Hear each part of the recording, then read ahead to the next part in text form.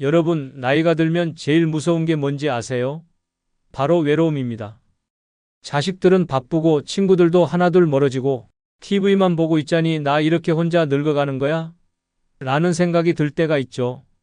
그럴 때 외로움을 달래겠다고 새 친구를 사귀고 싶은 마음이 드는 건 당연합니다. 그런데요, 여기서 중요한 점, 가난한 사람들과 친구가 되는 건 노년에 정말로 신중해야 할 선택이라는 겁니다. 왜냐고요? 가난한 사람들과의 관계는 단순한 우정으로 끝나지 않을 가능성이 크기 때문입니다. 외로운데 같이 놀아주고 얘기 나눌 사람이 있으면 좋잖아 라고 생각할 수 있지만 그 뒤에 숨어있는 경제적, 감정적 부담을 미처 생각하지 못하면 큰 후회로 이어질 수 있습니다. 가령 처음에는 저 사람 참 좋은 사람 같아. 그냥 친구로 잘 지내면 되겠지라고 시작했지만 조금씩 금전적인 부탁이 들어오기 시작한다면 어떨까요? 이번에 상황이 좀 안 좋아서요. 조금만 도와주실 수 있을까요? 라는 말에 인간적으로 도와주고 싶어지겠죠. 하지만 이런 부탁이 계속되다 보면 어느새 내가 그 사람의 지갑처럼 느껴지는 상황이 될지도 모릅니다. 오늘은 그래서 노년에 외롭다고 가난한 사람들과 친구가 되면 안 되는 5가지 이유를 이야기해 보려고 합니다. 외로움을 달래려다 잘못된 관계에 휘말리게 된다면 그 대가는 상상 이상으로 클 수 있습니다. 금전적 부담과 감정적 소모, 그리고 예상치 못한 갈등까지. 오늘의 이야기를 끝까지 들어보시며 어떤 사람들과의 관계를 신중히 고민해야 하는지 함께 생각해 보세요. 구독, 좋아요 부탁드립니다. 첫 번째 이유는 돈 문제가 결국 우정을 망칠 수 있다입니다. 여러분, 노년에 새 친구를 사귀는 건 참 반가운 일이죠. 대화도 나누고 같이 차도 한잔하면서 외로움을 잊게 해주니까요. 그런데 상대가 경제적으로 어려운 사람이라면 그 우정이 돈 문제로 틀어질 가능성이 굉장히 높습니다. 처음에는 그저 편안하게 시작된 관계가 나중에는 지갑과 관계된 골칫거리로 바뀔지도 모른다는 거죠. 예를 들어볼까요? 처음엔 상대방이 이번에 커피는 제가 살게요 라며 푸근한 웃음을 지을지도 모릅니다. 하지만 어느 순간 요즘 제가 조금 힘들어서요 라며 작은 부탁이 들어오게 됩니다. 버스비가 부족한데 잠깐만 빌려주실 수 있을까요? 라는 가벼운 요청으로 시작하겠죠. 한 번, 두 번은 인간적으로 도와주고 싶을 겁니다. 하지만 그 부탁이 반복되면요. 점점 저 사람 나를 돈줄로 보는 거 아니야? 라는 생각이 들게 됩니다. 여기서 끝나면 다행입니다. 하지만 상대가 도와준 걸 당연하게 여기기 시작하면 어떻게 될까요? 우리 사이에 이 정도는 이해해 주실 줄 알았는데라며 오히려 서운한 태도를 보일 수도 있습니다. 심지어 부탁을 거절했을 때 그 친구가 상처받고 관계가 틀어지는 경우도 많습니다. 결국 돈 문제는 친구를 도와주는 것으로 시작되지만 우정을 깨뜨리는 단초가 되는 경우가 대부분입니다. 그리고 이런 상황은 단순히 금전적인 부담으로 끝나지 않습니다. 이번에는 얼마를 빌려줘야 하지? 라며 고민하는 내 모습, 그리고 이 돈을 빌려주고 나면 내가 불편해지는 건 아닐까? 라는 스트레스까지. 이런 갈등과 불편함이 쌓이면서 결국에는 내가 그 관계를 유지하기 어려워지게 됩니다. 노년의 우정은 진정한 마음의 교류에서 시작되어야 합니다. 돈이라는 현실적인 문제가 끼어들게 되면 그 관계는 한쪽이 손해를 보는 불평등한 관계로 변질될 가능성이 큽니다. 아무리 따뜻한 마음으로 도와주고 싶어도 상대방의 경제적 문제를 해결할 수는 없습니다. 그 문제를 떠안는 순간 내가 평화롭고 안정된 노년의 삶을 잃게 될 수도 있다는 걸 기억해야 합니다. 두 번째 이유는 부정적인 에너지가 나에게 전염될 수 있다입니다. 여러분, 인간관계라는 건 참 묘합니다. 누구와 어울리느냐에 따라 내 삶의 분위기와 에너지가 확 바뀌거든요. 그런데 가난한 사람들, 특히 삶에 대한 부정적인 태도를 가진 사람들과 친구가 되면 그 어두운 에너지가 나에게도 자연스럽게 스며들 수 있습니다. 가난한 사람이라고 다 부정적이라는 건 아닙니다. 하지만 어려운 경제 상황에 처한 사람들 중에는 스스로 상황을 개선하려는 의지보다는 세상에 대한 원망과 불평, 불만을 쏟아내는 경우가 많습니다. 처음에는 그래, 얼마나 힘들면 저렇게 말하겠어 라며 이해하고 넘어갈 수 있을 겁니다. 하지만 대화가 이어질수록 상황은 달라집니다. 예를 들어 친구와 만나면 대화가 항상 비슷하게 흘러갑니다. 세상 참 불공평하지 않아? 저 사람은 저렇게 잘 사는데 난 왜 이 모양일까? 요즘 물가는 왜 이렇게 올랐어? 도대체 정부는 뭘 하고 있는 거야?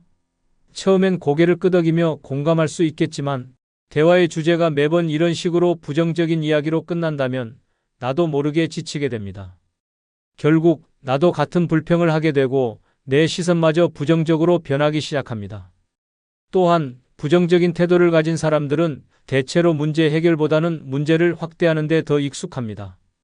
나는 어차피 해도 안 될 거야 라며 희망조차 가지지 않는 태도를 보이면 그런 대화는 내 에너지까지 소진시키게 됩니다. 나도 모르게 내가 왜 이런 대화를 계속하고 있지? 라는 의문이 들게 되고 집으로 돌아오는 길에 한숨이 늘어날 수도 있습니다. 노년에는 긍정적인 에너지가 중요합니다. 내가 하루하루를 기쁘고 보람차게 살아가는 데 있어 주변 사람들의 영향은 절대적으로 크거든요.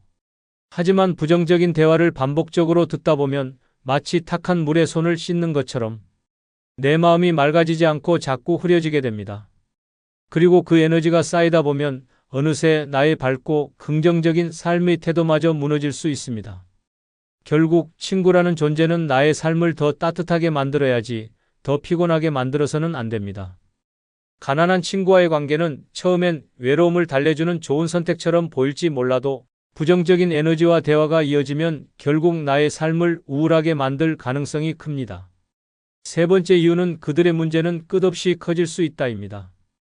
여러분, 가난한 사람들과 친구가 되는 건 처음엔 좋은 친구가 되어줘야지라는 따뜻한 마음에서 시작될 겁니다. 하지만 현실은 생각보다 훨씬 복잡합니다. 가난한 사람의 문제는 끝이 없고 그 끝없는 문제들이 결국 나에게까지 영향을 미칠 가능성이 크기 때문이죠. 처음에는 단순히 요즘 조금 힘드네 정도의 이야기로 시작됩니다. 생활비가 빠듯해서 힘들어라거나 요즘 병원비가 부담돼 같은 하소연 정도는 누구나 이해할 수 있겠죠. 그래서 그래, 힘들겠네. 내가 같이 고민해 줄게라며 좋은 친구로서 들어줄 수도 있습니다. 하지만 문제는 여기서 끝나지 않는다는 겁니다. 문제는 종종 한 가지 어려움이 다른 문제를 낳는다는 점입니다. 생활비가 부족하다 보니 빚을 지게 되고 그 빚을 갚으려고 또 다른 빚을 내게 되는 악순환이 이어질 수 있습니다. 이 과정에서 그 친구가 이제 나 혼자 감당하기 힘드니 너라도 좀 도와줄 수 있겠니? 라고 요청할 가능성도 높아지죠. 처음엔 작은 부탁이었는데 어느 순간 이번 달만 좀 부탁할게 라는 말이 반복되면서 내가 그 문제의 일부가 되어가는 상황이 벌어질 수 있습니다. 그리고 가장 큰 문제는 그들의 상황이 개선될 가능성이 낮다는 겁니다. 경제적으로 어려운 상황에 처한 사람들 중 일부는 본인의 문제를 스스로 해결하려는 의지보다는 주변 사람들에게 의존하려는 경향을 보이는 경우가 많습니다. 내가 들어주고 도와주는 만큼 이 친구가 있으니 괜찮겠지라는 생각이 자리 잡게 되고 결국 나는 계속해서 그 문제의 한가운데에 놓이게 될 수도 있습니다. 네 번째 이유는 그들의 가족 문제에 휘말릴 수 있다입니다. 여러분, 노년에 가장 소중한 건 뭐니 해도 평화입니다. 그런데 가난한 사람들과 친구가 되면 그 평화가 한순간에 깨질 수 있습니다. 왜냐고요? 그들의 가족 문제에 내가 끼어들게 될 가능성이 크기 때문입니다. 처음엔 그냥 친구와만 관계를 맺는 거라고 생각했을 겁니다. 나는 그저 저 사람과 얘기 나누고 커피 한잔하면서 외로움을 달랠 거야 라고요. 그런데 어느 날 친구가 갑자기 이런 이야기를 꺼냅니다. 우리 집 애들이 요즘 말썽이라서 가족들이 나를 너무 힘들게 해요. 형제가 돈 문제로 자꾸 싸우는데 내가 중재를 해야 해서 듣다 보면 어느새 나는 그들의 가족 문제에 대한 조언자가 되어 있는 겁니다. 여기서 끝나면 다행이죠. 그런데 점점 그 이야기가 구체화됩니다. 우리 가족이 돈이 부족해서 힘들어라는 하소연이 이어지고 혹시 내가 조금 도와줄 수 있을까? 라는 말로 발전할 가능성도 큽니다. 게다가 그들의 가족 중 누군가가 직접 나에게 연락을 해 어르신, 우리 부모님 친구 좀 잘 부탁드려요 라고 하는 경우도 생길 수 있습니다. 더 큰 문제는 가난한 사람의 가족들은 종종 서로 의지하며 얽힌 관계를 가지고 있다는 겁니다. 내가 그 친구와만 대화한다고 생각했는데 어느새 그 가족의 문제까지 내가 책임져야 하는 상황이 될 수도 있습니다. 자식들, 형제들, 심지어 친척들까지 엮이면서 내가 이 나이에 왜 남의 가족 문제로 골머리를 썩이고 있지? 라는 후회가 들게 될 수도 있죠. 노년에는 내 가족만 챙기기도 벅찬 시기입니다. 친구의 가족 문제에까지 얽히다 보면 그 관계는 점점 피곤하고 골치 아픈 일로 변질될 가능성이 큽니다. 결국 외로움을 달래려다 오히려 내 평화를 잃는 선택이 될 수 있다는 점을 꼭 기억하세요. 다섯 번째 이유는 내 외로움을 더 크게 느끼게 만들 수도 있다입니다. 여러분, 외로움을 달래기 위해 친구를 사귀는 건데 그 친구가 오히려 외로움을 더 키우는 경우도 있다는 거 알고 계신가요? 특히 가난한 사람들과 친구가 되면 이런 일이 벌어질 가능성이 더 높습니다. 처음엔 좋은 친구가 생겼으니 이제 외롭지 않을 거야 라고 생각할 겁니다. 하지만 그 친구와의 대화가 반복될수록 이상한 기분이 들기 시작합니다. 그들의 이야기를 듣다 보면 나는 왜 이런 얘기를 계속 듣고 있어야 하지? 라는 생각이 스멀스멀 올라옵니다. 가난한 상황에서 나오는 부정적인 이야기, 가족과의 갈등, 끊임없는 불만을 듣다 보면 친구와 함께 있어도 나 자신이 더 고립된 느낌을 받을 수도 있습니다. 또한 가난한 친구는 경제적 여건상 내가 원하는 활동을 함께하기 어려운 경우가 많습니다. 나는 여행을 가고 싶고 좋은 레스토랑에서 식사도 하고 싶은데 상대방은 나한텐 그런 건 사치야라고 선을 그어버릴 수 있죠. 그러면 자연스럽게 내가 하고 싶은 것들을 포기하게 되고 그럴수록 내가 왜 이러고 있지? 라는 외로움이 커질 수 있습니다. 가장 큰 문제는 이런 상황에서 친구와 함께 있는 시간 자체가 의무감으로 변질될 가능성이 크다는 겁니다. 내가 얘를 외면하면 너무 가혹한가? 라는 생각에 계속 만나게 되지만 만날수록 나의 에너지가 소진되고 외로움이 더 커지는 악순환이 이어질 수 있습니다. 결국 노년에 가장 중요한 건 내 평화와 행복입니다. 외로움을 달래기 위해 친구를 사귀는 건 좋지만 그 친구가 가난으로 인한 문제를 안고 있다면 이야기가 달라집니다.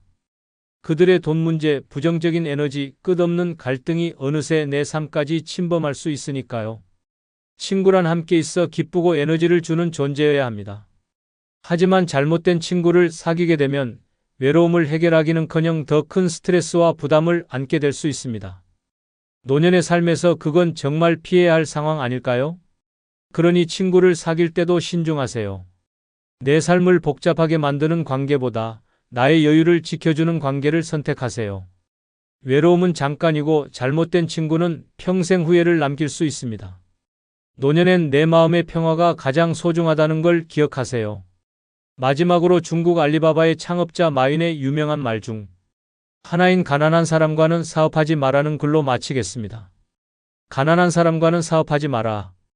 가난한 사람들은 종종 모든 기회를 문제로 바꾼다. 무언가를 제안하면 그게 가능하겠어? 라고 의심부터 한다. 좋은 아이디어를 내면 그거 돈 안 될 거야 라며 부정적으로 본다. 위험을 감수하자고 하면 너무 위험해. 라며 뒷걸음질 친다. 어려움을 이야기하면 그건 너무 복잡해라며 피한다. 그들에게는 돈이 없다, 시간이 없다, 기회가 없다라는 변명이 항상 준비되어 있다. 그런데 정작 행동을 통해 문제를 해결하려는 의지와 용기는 찾기 어렵다. 마윈은 또한 이렇게 말했습니다. 기회를 받아들이는 사람은 성공할 확률이 50%지만 기회를 거부하는 사람은 성공할 확률이 0%다. 비즈니스는 열정과 실행력이 중요하다. 가난한 사람과의 사업이 어렵다는 것은 단순히 그들의 경제적 상황 때문이 아니라 문제를 바라보는 태도와 기회를 대하는 방식 때문입니다. 그들은 실패를 두려워하고 변화의 필요성을 이해하지 못하며 도전보다는 안정을 추구하는 경향이 있습니다. 결국 성공적인 비즈니스를 위해서는 열린 마음, 도전정신, 실행력을 가진 사람들과 함께 해야 합니다. 가난한 사람들과의 사업은 그들의 의심과 부정적인 태도가 계속 발목을 잡을 가능성이 높습니다. 가난한 사람은 문제를 키우고 부자는 기회를 키운다. 구독, 좋아요 부탁드립니다. 여러분, 나이가 들면 베풀면서 살아야 한다라는 말 어디서 많이 들어보셨죠? 듣기엔 참 그럴싸합니다. 그런데요, 65세가 넘은 당신이 이 말을 철석같이 믿고 살다 보면 그 끝은 생각보다 끔찍할 수 있습니다. 처음엔 기분 좋게 시작했겠죠. 내가 가진 걸 나눠주면 사람들이 나를 더 좋아하고 복도 많이 받겠지라는 마음으로요. 하지만 현실은 냉정합니다. 한번 베풀기 시작하면 사람들은 점점 더 큰 기대를 걸게 되고 나중엔 그 기대가 당연한 권리로 바뀌는 순간이 옵니다. 더 심한 건 내가 그만두려고 하면 왜 이제 안 해요? 라며 비난하거나 멀어지는 사람도 생긴다는 거예요. 그리고 끝없는 요구는 내 건강, 재산, 에너지까지 갉아먹습니다. 내가 베푸는 게 그들에게 당연하면서 호구 취급당하고 심지어 내 도움을 이용하려는 사기꾼들까지 몰려들게 됩니다. 베푸는 삶이 오히려 내 노후에 가장 큰 위협이 될 수 있다는 거죠. 오늘은 그래서 65세 이후에 남들에게 이것저것 베풀며 살면 절대 안 되는 7가지 이유를 이야기해 보려고 합니다. 이 내용을 듣고 나면 베풀면서 살아야 한다는 그 고정관념을 당장 깨고 싶어질 겁니다. 내 인생을 지키기 위해 지금부터라도 현명하게 살아야 하지 않을까요? 끝까지 들어보세요. 아참 구독, 좋아요, 알림 설정 부탁드립니다. 첫 번째 이유는 베품이 당연한 줄 알게 된다입니다. 처음엔 좋은 마음에서 시작합니다. 저 사람 참 힘들어 보이네. 내가 조금 도와줘야지. 그런데 여러분, 한번 베풀면 그게 끝이 아닙니다. 사람은 참 묘해서요. 한 번 받은 걸 고맙게, 여기다가도 2번, 3번 받으면 그게 당연한 권리라고 착각하기 시작합니다. 예를 들어 동네 이웃이나 친척이 갑자기 이렇게 말한다면 어떨까요? 이번에도 조금만 부탁드릴게요. 처음엔 내가 돕는 게 큰 도움이 되겠지라고 생각하겠지만 그 부탁이 점점 더 커지고 반복되면 마음이 달라집니다.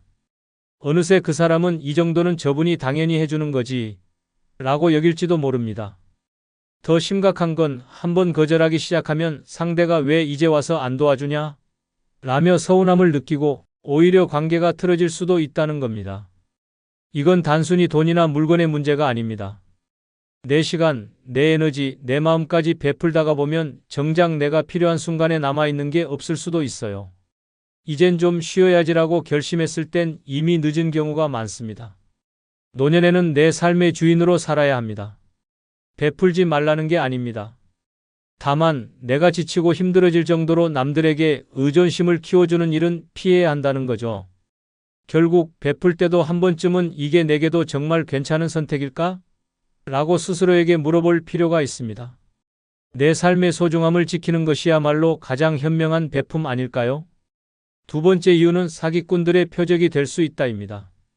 여러분, 베풀기 좋아하는 사람은 사기꾼들에게 최고의 먹잇감이라는 사실 알고 계셨나요? 저분은 남을 돕는 걸 좋아하시는 분이야 라는 소문이 돌기 시작하면 멀리서 사기꾼들이 냄새를 맡고 몰려들기 시작합니다. 그들은 아주 교묘한 방법으로 접근해서 처음에는 감동적인 이야기로 마음을 사로잡습니다. 예를 들어 제가 정말 어려운 처지에 놓였는데 도와주신다면 평생 은혜를 갚겠습니다 라며 눈물까지 보일 수 있습니다. 처음엔 진심 같아서 도와줬는데 한번 도와주고 나면 그 다음엔 사실 더 큰 문제가 있어서요 라는 말을 들으며 점점 더 깊이 얽히게 됩니다. 여기서 끝나면 다행이죠. 사기꾼들은 겉으론 딱하고 불쌍한 모습을 보여주면서 속으로는 내가 가진 돈이나 자산을 어떻게 끌어낼지 계산하고 있을지도 모릅니다. 더 충격적인 건 이런 사기꾼들은 개인적인 네트워크나 동네 소문을 활용해 그분은 이런 사정에 잘 도와주신다더라라는 정보를 퍼뜨립니다. 그 결과 한두 명이 아니라 여러 명의 사기꾼들이 순서대로 접근해오는 연속적인 타격을 받을 수도 있다는 겁니다. 노년에는 특히 방어벽이 중요합니다. 내가 힘들게 모은 재산과 시간을 지키는 건 나 자신뿐입니다. 남을 돕는다는 좋은 의도는 필요하지만 이 세상 모든 사람을 구제할 순 없다는 걸 명심하세요. 내 선의를 악용하려는 사람들에게 마음을 열어주는 순간 그들은 내 인생을 흔들어 놓을 준비가 되어 있을지도 모릅니다. 세 번째 이유는 가족들마저 등을 돌릴 수 있다입니다. 가족에게 베푸는 건 당연하다고 생각하시죠? 하지만 지나치게 베풀다 보면 가족과의 관계까지 틀어질 수 있다는 점 꼭 기억하셔야 합니다. 예를 들어 자식이나 친척에게 꾸준히 금전적 도움을 주던 부모님이 어느 날 더는 여력이 없어 이제는 내가 감당하기 힘들다라고 말하면 어떤 일이 벌어질까요? 그럼 지금까지는 왜 도와줬어요? 라는 서운함과 원망이 터져 나올 가능성이 큽니다. 더 심한 경우 그동안은 줬으면서 이제 와서 왜 안 준다는 거야? 라며 부모님의 도움을 권리처럼 여기는 모습을 보일 수도 있습니다. 그리고 가족 내 재산 분배나 유산 문제가 얽히게 되면 갈등은 더욱 커질 수 있습니다. 내가 열심히 베풀었던 것을 다른 가족 구성원이 왜 저 사람한테만 그렇게 많이 해줬어요? 라며 따지고 들면 평화로웠던 가족 관계가 순식간에 난장판이 될 수도 있죠. 심지어 자녀들 사이에 갈등이 생기고 결국 나를 원망하게 되는 상황도 생길 수 있습니다. 더 큰 문제는 내가 가족들에게 너무 많이 베풀다 보면 정작 나 자신을 돌볼 여력이 없어진다는 겁니다. 그러면 내가 진짜 어려운 상황에 처했을 때 과연 가족들이 나를 도와줄까요? 그동안 내가 베풀었던 건 이미 잊히고 우린 이미 받을 만큼 받았으니 이제 더는 못 도와준다는 냉정한 대답을 들을지도 모릅니다. 노년에는 가족과의 관계에서도 균형이 중요합니다. 지나치게 베풀며 희생하면 오히려 가족들이 나를 소홀히 대할 가능성이 높습니다.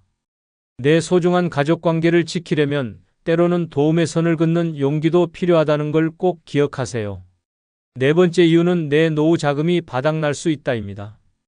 여러분, 노후 자금은 평생의 안전망입니다. 젊었을 때 열심히 일하고 모으고 아껴서 만든 돈이죠. 그런데 이 소중한 노후 자금을 베푸느라 줄줄 새게 만든다면 그 끝이 어떻게 될지 상상해 보셨나요? 내 노후가 불안과 걱정으로 가득 찰 수도 있습니다. 처음엔 작은 금액으로 시작됩니다. 조금 도와주는 건 괜찮겠지라며 몇 번 베풀었는데 어느새 그 금액이 점점 커지고 반복되면서 내가 예상하지 못한 속도로 돈이 빠져나가기 시작합니다. 통장을 볼 때마다 이 정도 금액이면 아직 괜찮아라고 스스로 위안할지도 모르죠. 그런데 문제가 생기는 순간은 따로 있습니다. 갑자기 큰 병원비나 예기치 못한 사고 혹은 오래된 집의 수리 같은 나를 위한 큰 지출이 필요할 때 통장 잔고가 바닥난 걸 깨닫는 그 순간입니다. 내가 힘들게 모아둔 돈이 남을 위해 줄줄 새어나갔다는 걸 깨닫는 건 그야말로 충격적인 경험이 될 겁니다. 더욱 안타까운 건 이렇게 베푼 돈이 내게 돌아오지 않는다는 점입니다. 내가 저 사람을 이렇게 도왔으니 나중에 조금이라도 갚아주겠지? 라고 생각한다면 큰 오산입니다.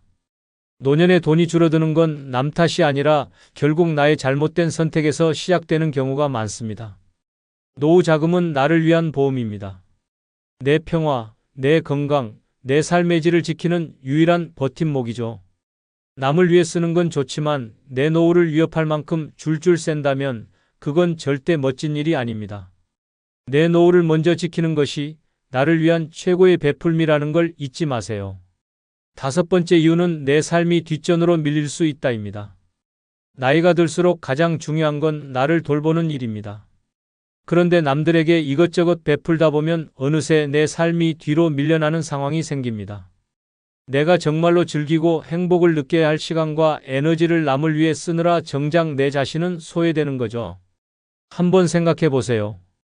동네 사람들에게 베푸느라 모임이나 행사 준비에 시간을 쏟고 자식이나 친척을 돕느라 매달 생활비에서 적지 않은 돈을 빼주고 친구들에게도 늘 먼저 손을 내밀고 있다면 과연 내 시간과 돈, 에너지는 어디로 가고 있을까요?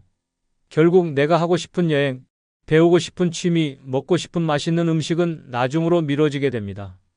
더 심각한 문제는 이런 일이 반복되면 나 스스로도 내가 하고 싶은 걸 해도 되나? 라는 생각을 하게 된다는 겁니다. 남들이 기대하고 있으니 내가 이걸 포기해야겠지라며 내 삶의 우선순위를 점점 포기하게 되는 거죠. 이건 노년에 가장 피해야 할 상황입니다. 노년은 평생 열심히 살아온 나에게 주는 선물 같은 시기인데 내가 나를 돌보지 않는다면 누가 돌봐줄까요? 여섯 번째 이유는 내 건강까지 나빠질 수 있다입니다. 여러분, 남들에게 베푸는 건 마음에 따뜻함을 줄 수 있습니다. 하지만 그게 과도해지면요, 결국 내 몸과 마음의 건강까지 해칠 수 있습니다. 노년에는 건강이 제일 중요한데 남들에게 이것저것 베풀며 에너지를 쏟다 보면 정작 내 자신을 돌볼 여력이 없어지는 상황이 벌어질 수 있습니다. 처음엔 사소한 일처럼 보입니다. 친척들 챙기느라 장을 보고 이웃들에게 나눠줄 음식을 준비하고 친구 부탁에 여기저기 뛰어다니고, 그런데 이 모든 게 쌓이다 보면 어느새 나의 일상은 남을 위한 시간표로 가득 찹니다. 그 결과 피곤이 쌓이고 스트레스는 높아지고 나중엔 몸까지 탈이 나기 시작합니다. 문제는 이 모든 일을 멈추기가 어렵다는 겁니다. 내가 꾸준히 베풀던 것을 중단하면 사람들은 왜 갑자기 안 하세요? 라며 서운해하고 심지어 원망을 드러낼 수도 있죠. 이런 상황에서 느끼는 심리적인 압박감은 스트레스를 더 크게 만듭니다. 스트레스는 결국 만성질환으로 이어질 가능성이 큽니다. 혈압이 오르고 잠을 못 자고 피로가 풀리지 않는다면 그 모든 원인은 남들에게 과하게 베푼 데서 시작될 수도 있습니다. 노년에는 나를 먼저 챙기는 게 우선입니다. 내 몸이 건강해야 남에게 줄 수 있는 여유도 생기는 법이니까요. 베풀고 싶다면 무리하지 않는 선에서, 그리고 내 에너지와 건강을 지키는 범위 안에서 해야 합니다. 베품도 내가 건강해야 가치가 있다는 걸 꼭 기억하세요. 내 건강이 무너지면 나도 남도 결국 행복하지 않습니다. 7번째 이유는 나를 진짜 소중히 여길 시간이 없다입니다. 노년은 나 자신과의 관계를 다시 쌓아야 할 시기입니다. 그동안 열심히 일하고 가족을 챙기고 사회에 헌신하며 살았다면 이제는 내 삶의 주인공으로서 나를 위해 살아야 할 때입니다. 그런데 남들에게 베푸는 일에 너무 많은 시간과 에너지를 쓰다 보면 정작 나를 돌보는 시간이 없어지는 아이러니한 상황이 벌어집니다. 한번 생각해 보세요. 나를 위해 하루를 보내본 게 언제였지? 라는 질문에 답할 수 없다면 그건 이미 내 삶이 남들에게 뺏기고 있다는 신호일지도 모릅니다. 아침에 일어나서부터 오늘은 누굴 도와야 하지?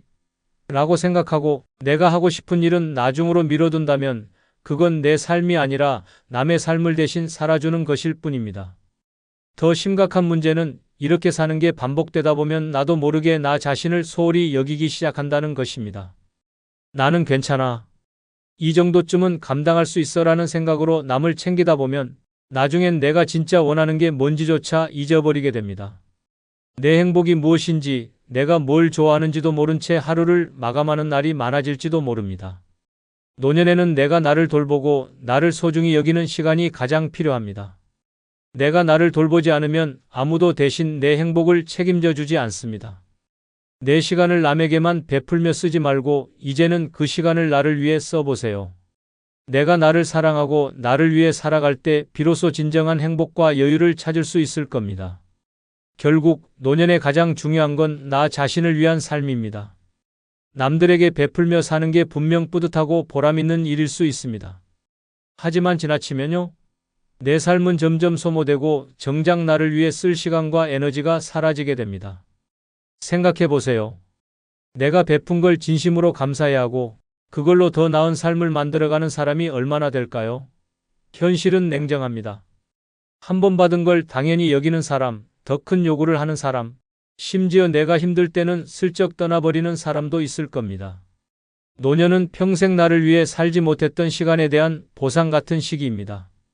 이젠 남보다 나를 먼저 챙기고 내가 진짜 하고 싶은 일에 시간을 써야 할 때죠. 남을 돕는 것도 중요하지만 내 건강, 내 행복, 내 삶을 지키는 것이 가장 중요한 베풀미라는 걸 꼭 기억하세요. 여러분, 이젠 내 인생의 주인공으로 살아가야 할 시간입니다. 마지막으로 구독, 좋아요, 알림 설정 부탁드립니다. 감사합니다. 여러분, 나이 65세가 넘으면 모임 하나 잘못 나갔다가 당신의 인생이 피곤해질 수 있습니다. 잘못된 모임은 당신의 시간을 갉아먹고 지갑을 털고 마음까지 병들게 할 수 있는 무서운 덫입니다.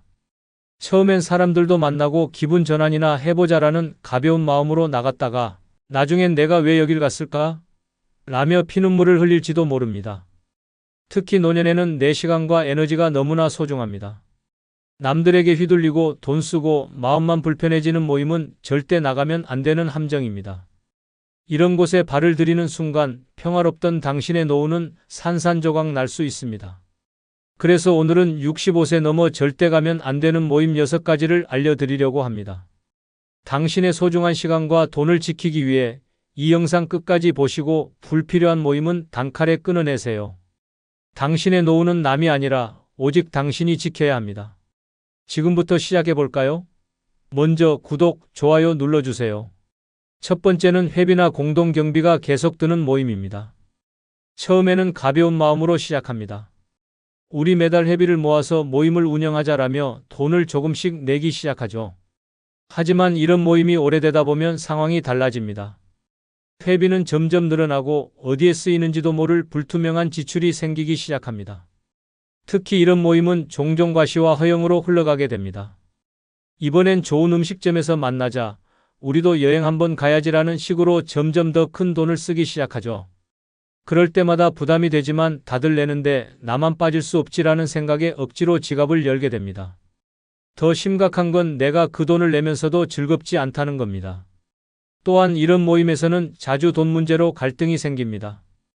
회비를 누군가는 꼬박꼬박 내지만 또 누군가는 미적미적 거리며 이번 달은 좀 어려워라고 핑계를 대기 시작하죠. 그러다 보면 돈을 낸 사람만 손해보는 상황이 벌어집니다. 결국 나 혼자 열심히 회비를 내면서도 그 돈이 나를 위해 쓰이는 게 아니라고 느끼는 순간 이 모임에 나가는 의미는 완전히 사라져버립니다. 노년에는 나의 돈이 나를 위해 쓰여야 합니다. 내 생활비, 건강, 여유를 위해 써야 할 돈이 엉뚱한 모임에 빠져나가는 건 정말 어리석은 일이죠. 회비를 걷는 모임이 처음엔 즐거워 보여도 결국은 내 지갑만 털어가는 불편한 존재가 될 수 있습니다. 이런 모임은 과감하게 멈추세요. 내 돈과 시간을 나 자신을 위해 써야 합니다. 두 번째는 돈 자랑, 재산 자랑이 난무하는 모임입니다. 여러분, 모임에 나가서 이런 이야기 들어본 적 있으신가요? 나 이번에 아파트 값이 또 올랐어. 우리 애들이 이번에 비싼 차를 선물해줬다니까? 듣는 순간 마음이 편안해지나요? 아니죠. 이럴 땐 왠지 모르게 가슴이 답답해지고 내 자신이 작아지는 느낌이 듭니다. 특히 나이가 들면 이런 재산 자랑 모임은 정말 피해야 할 1순위입니다. 왜냐고요? 이 모임은 결국 나를 무시하고 상처 주는 자리로 변질될 가능성이 크기 때문입니다. 처음엔 그저 저분 잘 사시네. 부럽다 정도로 넘어갈 수 있습니다. 하지만 시간이 지나면서 이런 자랑이 반복되면 나도 모르게 비교하게 됩니다. 나는 왜 저렇게 못 살았지? 내 재산은 왜 저렇게 안 불어났을까? 라며 불필요한 자책감이 생기고 기분까지 엉망이 될 수 있습니다. 더 심한 경우 내가 그동안 알뜰살뜰 모아둔 돈이 초라하게 느껴져서 괜히 자존감까지 떨어질 수도 있죠. 게다가 이런 모임은 눈치 싸움의 장이 되기도 합니다. 처음에는 듣기만 하던 사람들도 점점 자기 자랑을 시작하거든요. 누가 더 좋은 집에 사는지, 누가 더 많은 돈을 모았는지 경쟁하듯 떠들어대기 시작하면 그 자리는 대화가 아니라 전쟁터가 됩니다. 웃으면서 듣고 있지만 속으로는 피곤하고 씁쓸하기만 합니다. 그리고 이런 모임에 자주 나가다 보면 한 가지 위험이 더 있습니다. 사기꾼들의 표적이 될 수 있다는 거죠. 내가 가진 돈이나 재산 이야기를 꺼내는 순간 누군가는 그걸 노리고 접근할 수도 있습니다. 좋은 투자처가 있는데 같이 하실래요? 라며 가머니설로 유혹하는 사람들이 나타날 수 있거든요. 이때 잘못 발을 들이면 평생 모은 재산이 한순간에 날아가는 최악의 상황이 벌어질 수 있습니다. 결론은 이겁니다. 남의 재산 자랑에 내 마음 다칠 필요 없고 내 재산 노출에서 위험을 자초할 필요도 없습니다. 이런 모임에 나가봤자 얻는 건 스트레스와 비교의식 뿐이에요. 그러니 돈 자랑, 재산 자랑하는 모임은 안 가는 게 답입니다. 나의 평화로운 노후를 위해 이런 모임은 과감하게 끊어내세요. 두 번째는 사사건건 뒷담화만 하는 모임입니다. 여러분, 모임에 나가면 이번에 누구네 집 며느리가 어떻게 됐다더라. 저 집 아들은 아직도 취직도 못했대. 라는 이야기부터 시작해서 없던 관심도 생기게 하는 소문과 뒷담화가 난무하는 자리 꼭 있지 않나요? 이런 모임은 듣는 재미 때문에 한두 번은 나가볼 수 있지만 절대 오래 있으면 안 되는 모임입니다. 왜냐고요? 결국 내 뒷담화도 그들의 안주거리가 될 가능성이 높기 때문이죠. 처음에는 남의 이야기를 가볍게 듣는 재미가 있을 수 있습니다. 하지만 이런 모임의 공통점은 타겟이 계속 바뀐다는 것입니다. 오늘은 다른 사람 이야기로 꽃을 피우지만 내일은 내 이야기가 그 자리에 오를 수 있습니다. 저 사람 요즘 왜 이렇게 혼자 다녀? 혹시 가족 사이에 무슨 일 있는 거 아니야? 라며 나도 모르게 내 일상이 그들의 입을 타고 흘러다닐 수 있죠. 더 심각한 건 이런 뒷담화가 내 평판에 악영향을 미칠 수 있다는 겁니다. 모임에서는 대수롭지 않게 흘려들은 말이 다른 사람을 거치면서 점점 과장되고 왜곡될 수 있어요. 그분 요즘 돈이 많이 모자란가 봐. 저분 건강이 안 좋다더라. 같은 터무니없는 소문이 나를 따라다니기 시작하면 괜히 억울하고 분한 마음만 남게 됩니다. 그리고 이런 모임에 오래 있다 보면 나도 더 의심 많고 불평 불만이 늘어나는 사람이 되어버리죠. 노년에 가장 중요한 건 마음의 평화와 긍정적인 에너지입니다. 남의 뒷담화로 가득 찬 모임은 결국 나를 더 불안하고 불행하게 만들 뿐입니다. 나가면 기분이 좋아야 할 모임이 돌아올 땐 마음이 더 찝찝하고 불편해진다면 그런 모임은 나의 삶에서 과감히 지워버리는 게 답입니다. 내 노후의 품격을 위해 뒷담화만 하는 모임은 절대 가지 마세요. 세 번째는 건강을 해치는 과음과식 모임입니다. 여러분, 모임에 가면 빠지지 않는 게 뭔지 아세요? 바로 술과 기름진 음식입니다. 오랜만에 만났으니 한잔해야지 라는 말로 시작해 밥상에는 기름, 좔좔 흐르는 고기, 짠 반찬들이 올라오고 잔은 끝도 없이 채워집니다. 그 자리에서는 웃고 떠들며 기분 좋을지 몰라도 집에 돌아온 뒤 몸이 망가지는 소리가 들리는 듯하지 않나요? 노년에 가장 중요한 건 뭐니 해도 건강입니다. 하지만 이런 과음과식 모임에 나가면 내 건강은 나 몰라라 내팽개쳐지기 시작합니다. 한 번쯤은 괜찮겠지라며 넘겼다가 어느새 그런 모임이 매주, 매달 반복되면 어떻게 될까요? 혈압이 쑥 올라가고 혈당은 높아지고 배는 점점 나오고 병원에서 조심하셔야겠어요 라는 경고를 듣는 건 시간 문제입니다. 더 큰 문제는 이런 모임이 끝나고 나면 남는 게 없다는 것입니다. 나의 건강은 나빠지고 주머니 사정도 가벼워지지만 정작 내 인생에 의미 있는 대화나 깊은 관계는 찾아보기 어렵습니다. 오늘 참 재미있었어 라고 생각하겠지만 그 즐거움은 잠깐이고 몸은 다음 날까지 숙취와 더부룩함으로 고생할 겁니다. 게다가 이런 모임에 자주 나가다 보면 나쁜 습관이 몸에 배기 시작합니다. 처음엔 어색해서 한두 잔 마시던 술이 어느새 없으면 허전해지고 소식하던 식사량도 점점 늘어납니다. 결국 이런 반복된 생활이 나를 만성 질병의 길로 이끌게 되죠. 더 심각한 건 병원비로 나가는 돈까지 늘어나니 결국 건강과 재정 모두에 타격을 입게 되는 겁니다. 네 번째는 투자나 사업 정보를 공유하는 모임입니다. 여러분, 나이가 들면 은퇴 후에도 돈을 좀 더 불려봐야겠다는 생각이 들 때가 있습니다. 이때 주변에서 좋은 투자처가 있다, 수익이 확실한 사업이 있으니 한번 해보시라며 솔깃한 제안을 하는 사람들이 꼭 등장합니다. 이런 모임에 가면 처음엔 다들 똑똑한 척, 아는 척하며 화려한 말잔치를 벌입니다. 이건 대박이야, 나만 알고 있는 기회야 라는 말이 쏟아지죠. 하지만 아시나요? 이런 모임의 대부분은 내 돈을 노리는 덫일 가능성이 큽니다. 주식, 부동산, 코인 투자, 심지어 새로운 사업까지 그럴싸한 이야기로 시작되지만 결과는 대부분 돈을 날렸다로 끝납니다. 특히 노년의 돈은 평생 일해서 어렵게 모은 소중한 자산입니다. 그걸 검증되지 않은 투자나 사업에 넣었다가 한 방에 날리는 상황이 벌어진다면 어떨까요? 그 후회와 충격은 이루 말할 수 없을 겁니다. 더 무서운 건 이런 모임이 소문과 분위기에 휩쓸리기 쉽다는 겁니다. 다들 한다니까 나도 해야겠다. 저 사람도 투자했대라는 생각에 휩쓸려 결정하게 되면 그때부터 내 돈은 내 손을 떠난 거나 다름없습니다. 심지어 손해를 봤다고 말하면 모임 사람들은 투자는 원래 그런 거지라며 발을 빼버릴 겁니다. 노년에는 안정이 최고의 재산입니다. 남의 투자 정보에 귀가 팔랑거려선 안 됩니다. 진짜 믿을 만한 정보라면 모임이 아니라 전문가를 찾아가는 게 정답입니다. 돈과 투자 이야기가 도는 모임은 결국 내 돈을 위험에 빠뜨리는 시작일 뿐입니다. 다섯 번째는 보험이나 다단계 권유하는 모임입니다. 여러분, 이런 경험 있으시죠? 오랜만에 친구가 반갑게 연락해서 모임에 나갔더니 시작은 따뜻한 안부였는데 어느 순간 슬쩍 말을 꺼냅니다. 나 정말 좋은 사업 하나 하고 있어. 너도 하면 좋아. 또는 이 보험 하나 들면 노후 걱정 끝이야. 라는 이야기 말이죠. 그 순간부터 모임의 분위기는 급격히 바뀌고 나는 지갑을 겨냥한 타겟이 되어버립니다. 이런 모임은 정말 조심해야 합니다. 다단계나 보험은 대개 처음엔 서로 도와가며 잘 살자라는 그럴싸한 명분으로 접근합니다. 그런데 막상 들어보면 결국 나의 돈과 인맥을 이용하려는 목적이라는 걸 깨닫게 되죠. 나를 위하는 척하지만 그들의 관심은 내가 이걸 사느냐 마느냐에 달려 있는 겁니다. 특히 나이가 들면 건강이나 재정에 대한 불안감이 커지다 보니 이런 권유에 더 쉽게 마음이 흔들릴 수 있습니다. 이 상품 하나면 노후가 편안해질 거야 라는 말을 믿고 가입했다가 나중에야 돈만 쓰고 남는 건 종이 한 장뿐이라는 걸 알게 될 수도 있어요. 그때의 허탈함과 후회는 이루 말할 수 없죠. 게다가 이런 모임에 빠지면 나도 모르게 친구들을 잃을 수도 있습니다. 나에게 보험이나 상품을 권유하던 사람이 결국 너도 주변에 한두 명만 소개해줘라고 요구하기 시작하면요.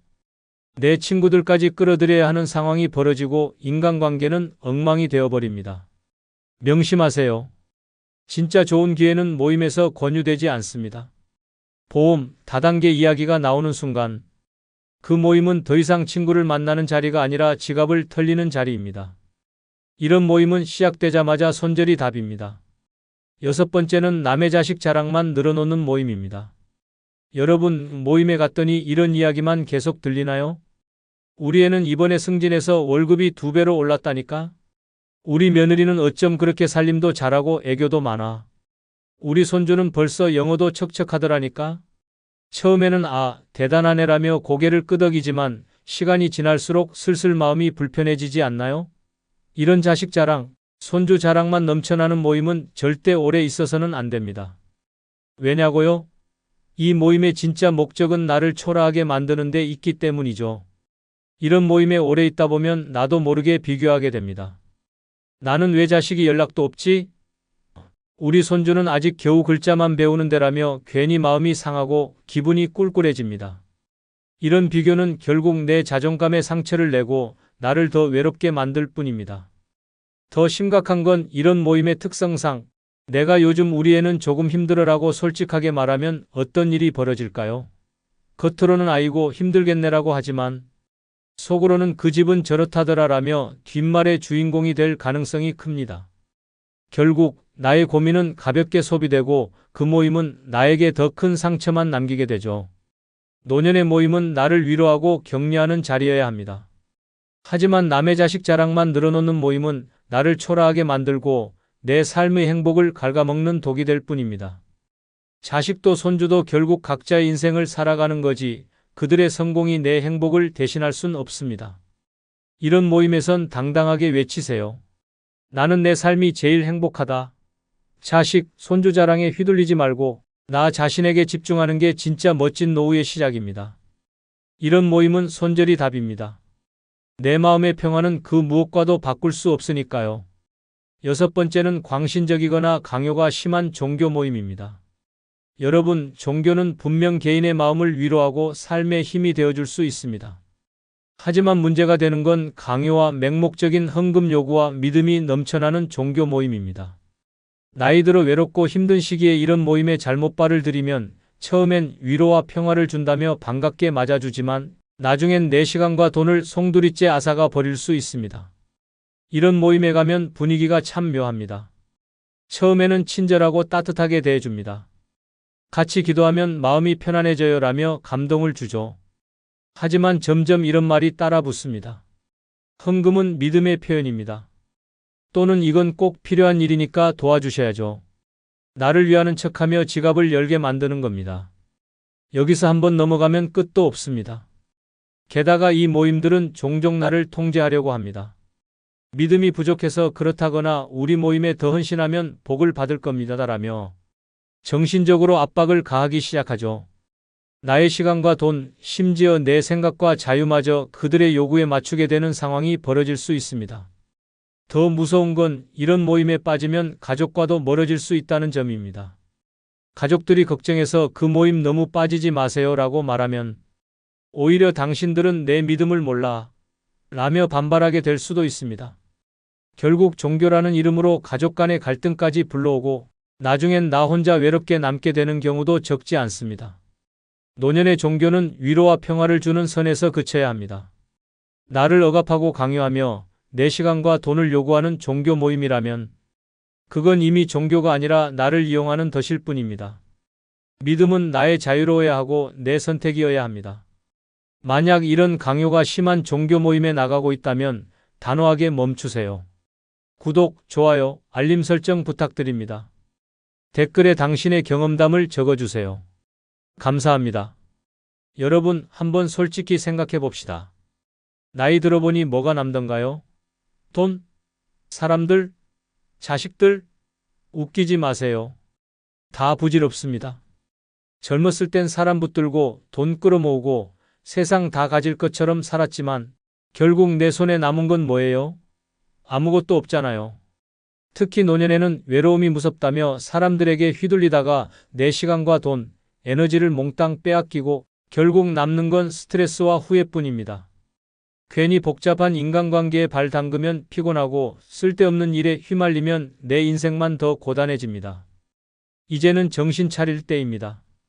혼자 사는 게 최고입니다. 오늘은 그래서 늙으면 다 부질없다. 이 6가지 하면서 혼자 사는 게 최고다라는 주제로 이야기를 해볼까 합니다. 이 6가지만 제대로 지키면 노년에도 편하고 행복하고 스트레스 없는 완벽한 혼자 살기가 가능합니다. 끝까지 보시면 왜 혼자가 진짜 최고인지 깨닫게 될 겁니다. 지금부터 시작합니다. 먼저 구독, 좋아요 눌러주세요. 첫 번째는 남 눈치 보지 말고 하고 싶은 거 다 하라입니다. 여러분, 한번 솔직히 생각해 보세요. 지금까지 몇 번이나 남들 눈치 보느라 내 하고 싶은 걸 포기했습니까? 나이 들수록 더 심해집니다. 이 나이에 내가 이런 걸 해도 되나? 사람들이 뭐라고 할까? 라는 생각에 스스로를 가둬버리죠. 그런데요, 이런 고민을 하는 동안 당신의 소중한 시간이 그냥 흘러가고 있다는 걸 아십니까? 특히 노년에 남의 눈치를 보면 당신의 삶은 그 순간부터 끝난 겁니다. 내가 여행을 가고 싶어도 에이, 나이 들어서 무슨 여행이야 라며 스스로를 막고 내가 새로 배우고 싶어도 이 나이에 시작해서 뭐 하겠어? 라며 발을 뺍니다. 그리고 그 자리에 남는 건요, 후회와 허무함 뿐입니다. 더 심각한 건 남의 시선 때문에 내 삶의 주인이 내가 아닌 남들이 되어버린다는 겁니다. 사람들이 이걸 어떻게 볼까? 자식들이 뭐라 할까? 라는 생각에 얽매이다 보면 결국 내 인생을 내가 아닌 남들의 기준에 맞춰 살아가게 됩니다. 그런데 한 가지 질문해 봅시다. 당신이 그렇게 남들 눈치를 보며 사는 동안 그 사람들이 당신의 행복에 책임져 주던가요? 아니요. 아무도 당신 대신 행복해지지 않습니다. 노년은 마지막으로 내 삶을 제대로 살아볼 기회입니다. 이제는 남들 눈치 보느라 하고 싶은 걸 포기하지 마세요. 마음에 드는 걸 사고 배우고 싶은 걸 배우고 가고 싶은 대로 가세요. 세상이 뭐라 하든 자식들이 한숨을 쉬든 그게 무슨 상관입니까? 당신의 삶은 당신 겁니다. 남들 눈치 보다가 내 인생 다 망치는 일은 절대 없어야 합니다. 이제부터는 당당하게 하세요. 내가 하고 싶은 건 내가 한다. 사람들이 뭐라 하든 그들의 시선은 내 인생에 아무 의미도 없습니다. 지금부터는 내가 하고 싶은 걸 눈치 보지 않고 다 하세요. 그게 진짜 자유고 진짜 행복입니다. 노년은 내가 주인공입니다. 남들이 아니라 나를 위해 살아가세요. 두 번째는 쓸데없는 인간관계 끊기입니다. 여러분, 한번 솔직히 말해봅시다. 당신 주변 사람들 진짜 당신을 위해 존재하나요? 젊었을 땐 인맥이고 뭐고 다 중요해 보였죠. 하지만 나이 들고 보니 다 소용없더라고요. 이제 남는 건 진짜 나를 위해 주는 사람 몇 안 되는 친구나 가족뿐입니다. 나머지요? 다 귀찮고 피곤한 존재들입니다. 특히 노년엔 인간관계가 더 위험합니다. 사람 만나면 처음엔 좋죠. 얘기하고 웃고 떠들고 기분 좋아지는 것 같지만요. 조금만 지나면 그 모임의 진짜 목적이 드러납니다. 이번에 우리 가족이 좀 힘든데라며 돈 부탁하는 사람, 시간 있으면 이 일 좀 도와줘라며 당신의 에너지를 갈아먹는 사람, 심지어 뒷담 화나 험담의 소재로 당신을 이용하는 사람들까지 결국 남 좋은 일만 시키고 내 시간과 정작 나를 위한 여유는 사라지는 것, 그게 현실입니다.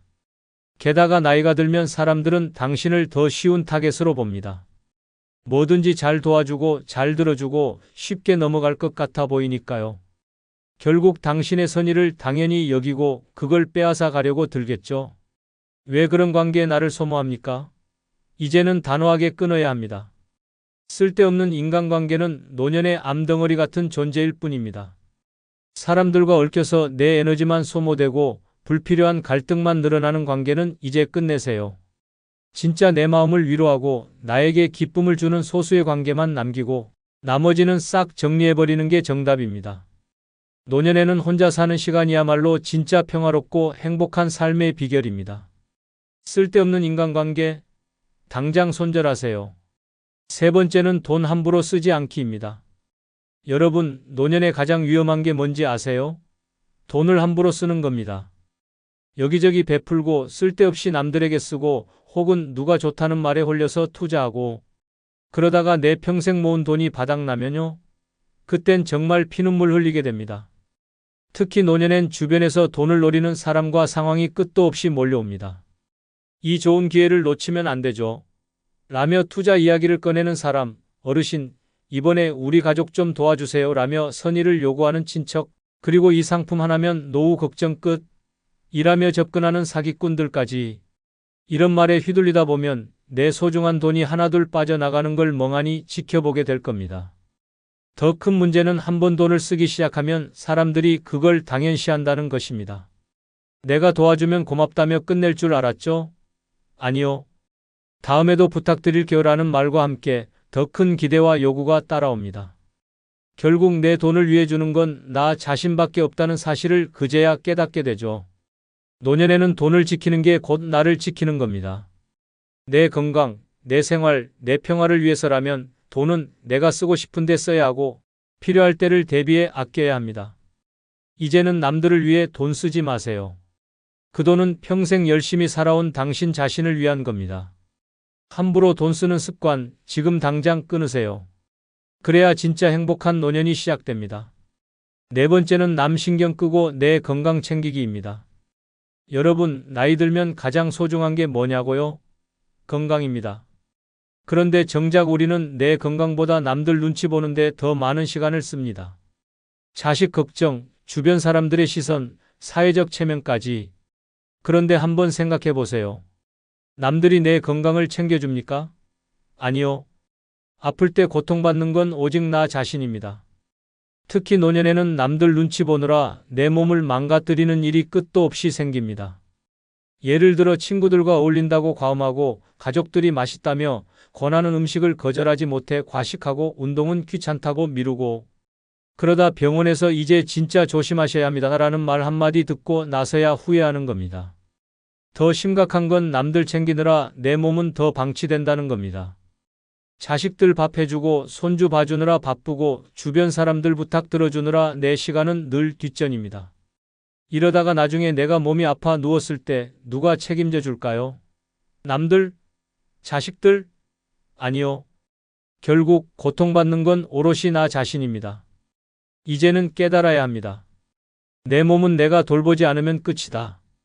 남들 눈치 보며 내 건강을 희생할 만큼 내 인생이 남아있지 않습니다. 운동하기 싫어도 해야 하고 몸에 좋은 음식은 꼬박꼬박 챙겨 먹어야 합니다. 건강을 지키는 건 남들한테 잘 보이기 위해서가 아니라 내가 더 오래, 더 행복하게 살기 위해서입니다. 남들 신경 끄고 내 건강에 올인하세요. 남들이 뭐라든 내 몸을 소중히 여기는 게 혼자 살면서 행복하게 사는 비결입니다. 병원 침대에 누워 후회하는 날이 오기 전에 지금 당장 건강부터 챙기세요. 다섯 번째는 가난한 사람과 절대 엮이지 않기입니다. 여러분, 가난한 사람과 친해지는 게 꼭 나쁜 일이라고 생각하지 않을 겁니다. 하지만 노년엔 이야기가 달라집니다. 가난한 사람과 엮이는 순간 당신의 시간, 돈, 에너지가 끝도 없이 빨려 들어가는 수렁이 될 수 있습니다. 처음엔 좀 도와달라는 사소한 부탁으로 시작하죠. 조금만 힘이 되어주세요 라며 고개를 숙이던 그들은 당신이 한번 도와준 순간부터 당신을 지갑으로 보기 시작합니다. 한 번 도와주면 고맙다면서 다시 찾아옵니다. 두 번 도와주면 이제 그게 당연한 권리처럼 느껴지죠. 그리고 나중엔 어떻게 될까요? 이제는 내가 없으면 저 사람은 안 되겠지라는 이상한 책임감이 당신을 휘감게 됩니다. 결국 그들의 문제는 끝없이 커지고 당신은 그 늪에서 빠져나올 수 없게 되는 겁니다. 가난한 사람들은 종종 자기 문제를 스스로 해결하지 못합니다. 그리고 그 문제를 풀 열쇠를 당신에게서 찾으려 합니다. 하지만 한 가지 기억하세요. 그들의 문제는 당신이 아무리 도와줘도 해결되지 않습니다. 오히려 당신이 도와줄수록 더 의존하게 되고 나중엔 도와주던 사람이 갑자기 안 도와주면 더 힘들다며 당신을 원망할 가능성까지 생깁니다. 더 충격적인 건 이런 관계가 당신을 정신적으로도 파괴한다는 겁니다. 한 번 돕기 시작하면 죄책감이 따라 붙습니다. 내가 더 해줄 수 있었는데 혹시 내가 손을 놓으면 이 사람은 어떻게 될까? 라는 생각이 머릿속을 떠나지 않게 되죠. 하지만 현실은 냉정합니다. 그들은 당신의 죄책감 위에 더 큰 요구를 쌓아 올릴 준비가 되어 있습니다. 노년엔 내 삶이 최우선입니다. 가난한 사람과 엮여서 내 재산과 시간을 빼앗기지 마세요. 남의 문제를 해결하려다 내 인생을 망치는 어리석은 선택은 이제 그만입니다. 6번째는 의무감이라는 독에서 벗어나기입니다. 여러분, 평생 의무감에 끌려다니며 살아오지 않았나요? 자식 때문에, 가족 때문에, 체면 때문에. 그 결과 어떻게 됐습니까? 남들은 당신의 희생을 당연하게 여기고 정작 당신은 텅 빈 마음과 지친 몸만 남았습니다. 그런데 노년에까지 이런 의무감에 사로잡혀 산다면요? 그건 스스로를 고문하는 일일 뿐입니다. 특히 자식 문제는 의무감의 최악의 형태입니다. 부모라면 당연히 해줘야죠. 지금까지도 해줬잖아요 라는 말로 당신을 올가맵니다. 그런데 한 가지 질문해 봅시다. 그들은 당신을 위해 무엇을 해주었나요? 당신이 모든 걸 희생하고 심지어 노후 자금까지 털어줬는데 막상 당신이 힘들어지면 그들은 어디에도 없을 가능성이 높습니다. 더 큰 문제는 이런 의무감이 당신의 자존감을 파괴한다는 겁니다. 내가 이걸 하지 않으면 내가 나쁜 사람일 거야 라는 생각에 갇혀 당신은 점점 자신을 올가맵니다. 하지만 현실은요? 아무리 당신이 희생하고 노력해도 누구도 당신의 희생을 제대로 기억해주지 않을 겁니다. 충격적이지만 진실입니다. 의무감은 당신 스스로 만든 족쇄일 뿐입니다. 이제 그 족쇄를 끊으세요. 자식이든 가족이든 주변 사람이든 당신의 노후는 그들에게 갚아야 할 빚이 아닙니다. 노년엔 당신 자신이 최우선이어야 합니다. 하고 싶은 걸 하고 즐기고 싶은 걸 즐기세요. 의무감 따위는 과감히 버리고 이제부터는 당신을 위해 사세요. 남의 기대에 끌려다니는 삶을 멈추는 순간 당신의 진짜 노년이 시작됩니다. 여러분, 결국 노년의 가장 중요한 건 남이 아닌 나 자신입니다. 사람들에게 휘둘리고 의무감에 얽매이고 돈과 시간, 에너지를 남들한테 쏟아붓는 삶은 이제 끝내야 합니다. 그런 삶엔 평화도 없고 행복도 없습니다. 냉정하게 말하죠. 남들은 절대 당신의 삶을 대신 살아주지 않습니다. 당신이 힘들어질 때, 외로울 때, 돈이 바닥날 때 그들이 도와줄까요? 아니요. 그들은 사라질 뿐입니다. 그런데 왜 그 사람들을 위해 내 삶을 소모합니까? 그럴 가치 없습니다. 노년은 내 인생의 마지막이자 최고의 무대입니다. 이 무대를 남들 눈치 보며 살아간다면 그건 내 인생을 스스로 망치는 겁니다. 이제는 남이 아닌 나를 위해 살아야 할 때입니다. 쓸데없는 인간관계 끊고 하고 싶은 거 하고 돈도 나를 위해 쓰고 내 시간을 즐기세요. 남들에겐 미안하지만 이제 당신의 노후는 오직 당신을 위해 존재해야 합니다. 남들이 뭐라든 신경 쓰지 마세요. 당신 인생의 주인공은 오직 당신 자신입니다. 지금부터라도 당신만을 위한 행복을 찾으세요. 남은 시간은 당신 겁니다. 끝으로 구독, 좋아요, 멤버십 가입해 주시면 더 좋은 영상으로 찾아뵙겠습니다. 안녕히 계십시오. 여러분, 노년의 가장 어리석은 행동이 뭔지 아십니까?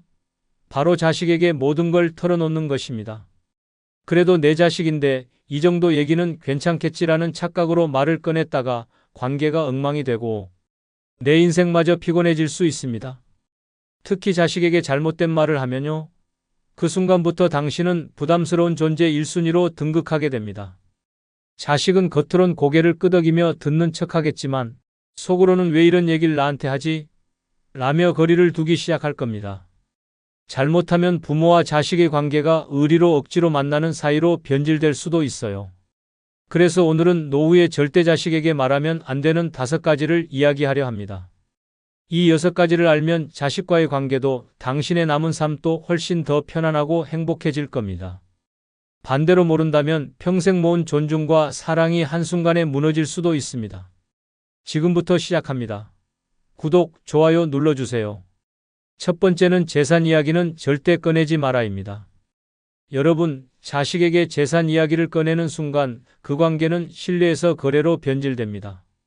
그래도 내 자식인데 나중에 이걸 잘 물려받겠지라는 마음으로 꺼낸 한마디가 자식에게는 이상한 기대감을 심어줄 수 있습니다.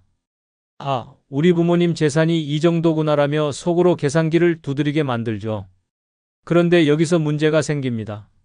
만약 재산 규모가 자식의 기대보다 크면 아, 이 돈 내가 더 잘 쓸 수 있겠다라며 욕심이 생길 수 있고, 반대로 규모가 작으면요.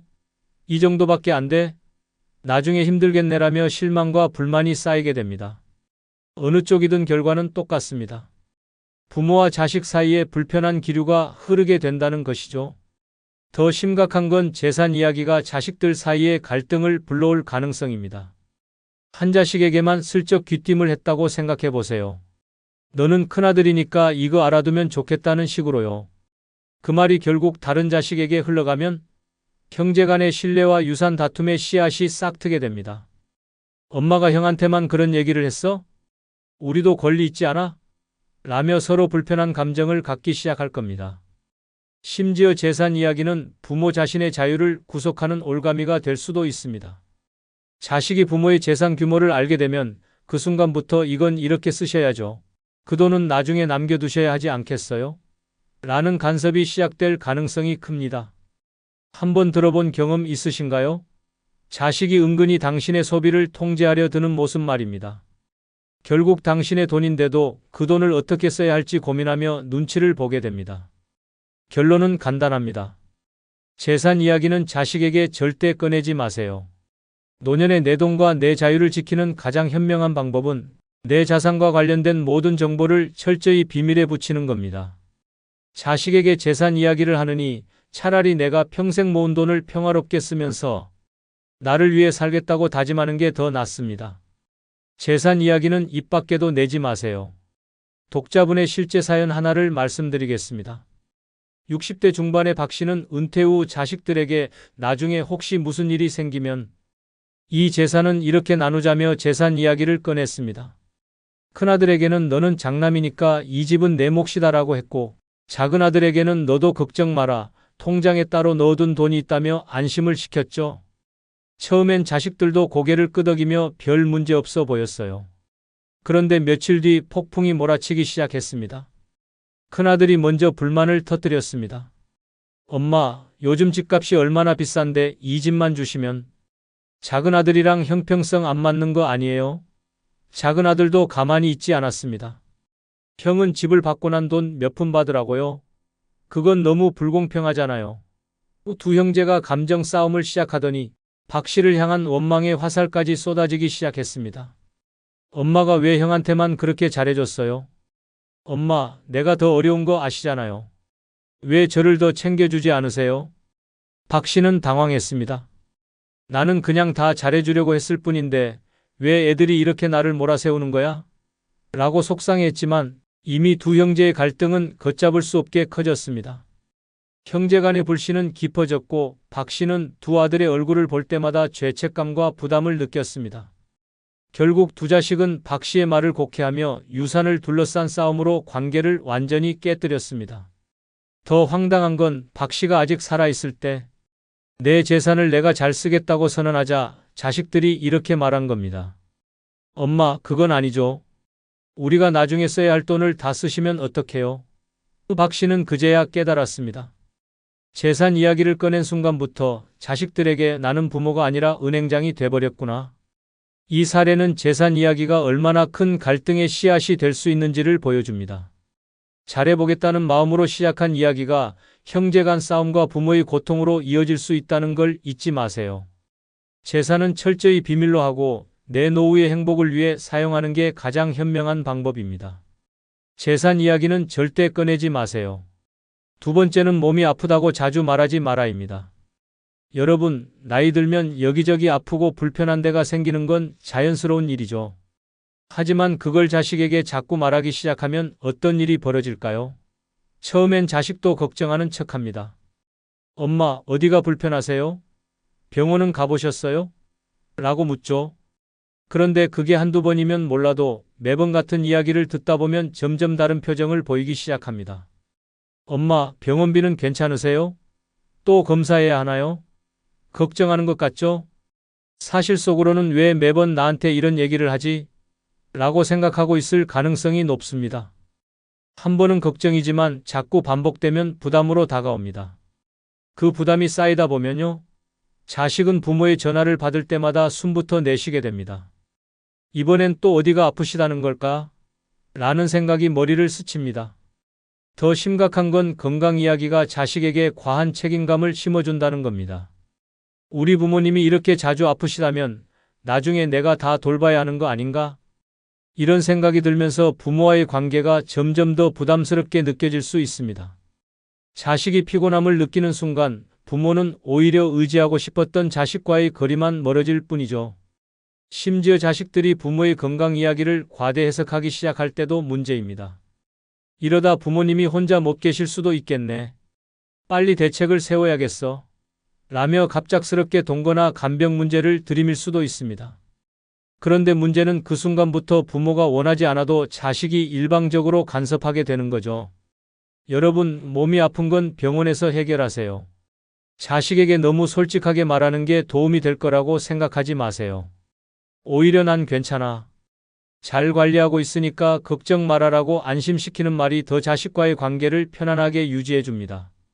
몸이 아프다고 말하는 건 순간의 위로일지 몰라도 장기적으로는 부담과 갈등을 초래할 수 있습니다. 내 건강 문제는 내가 관리하고 자식에게는 부담 대신 믿음과 안심을 주는 부모가 되세요. 그게 진정한 지혜입니다. 세 번째는 자식의 인생에 간섭하지 마라입니다. 여러분, 부모가 자식 인생에 간섭하는 건 아주 오래된 전통 같은 겁니다. 너 이번에 승진 안 했니? 며느리는 언제 일을 그만둘 거야? 손주는 언제 가질 거냐? 이런 말들이 얼마나 자식을 불편하게 만드는지 가끔은 전혀 눈치채지 못하시죠? 문제는 나이가 들수록 부모의 간섭이 더 부담스럽게 느껴진다는 겁니다. 자식들은 나이가 들수록 스스로를 독립된 어른이라고 생각합니다. 그런데 부모가 자꾸 넌 왜 그 모양이냐? 는 식으로 참견하면 자식들은 속으로 내 인생 내가 알아서 할 테니 제발 좀 가만히 계세요라고 외치고 있을 겁니다. 더 심각한 건 이런 간섭이 자식과 부모 사이에 불필요한 갈등을 만든다는 점입니다. 자식은 이미 충분히 스트레스를 받고 있는데 부모의 말 한마디가 기름을 붓는 격이 될 수 있죠. 예를 들어 결혼하지 않은 자식에게 언제 결혼하냐고 계속 묻는다면 자식은 부모와의 대화를 피하기 시작합니다. 또 그 얘기하려고 전화했겠지라며 부모와의 거리가 더 멀어지는 겁니다. 간섭은 절대 해결책이 아닙니다. 오히려 부모와 자식 간의 신뢰를 무너뜨릴 수 있습니다. 자식은 부모의 기대를 충족시키려고 노력하는 대신 점점 더 부모의 말에서 도망치려 할 겁니다. 노년의 자식과 좋은 관계를 유지하고 싶다면 자식의 인생에 간섭하지 않는 것이 최우선입니다. 그 대신 자식이 원할 때 조언을 구하면 차분하게 대답하는 지혜로운 부모의 모습을 보여주세요.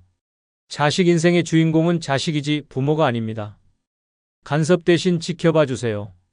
그게 자식과 부모 모두를 위한 길입니다.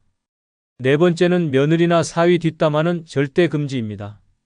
여러분, 부모로서 자식의 배우자, 그러니까 며느리나 사위에 대해 불만이 생길 때가 있죠?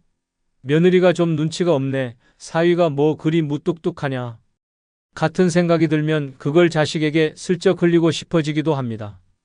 그런데요, 그 말이 자식과의 관계를 폭발 직전의 화약고로 만들 수도 있다는 사실 알고 계십니까?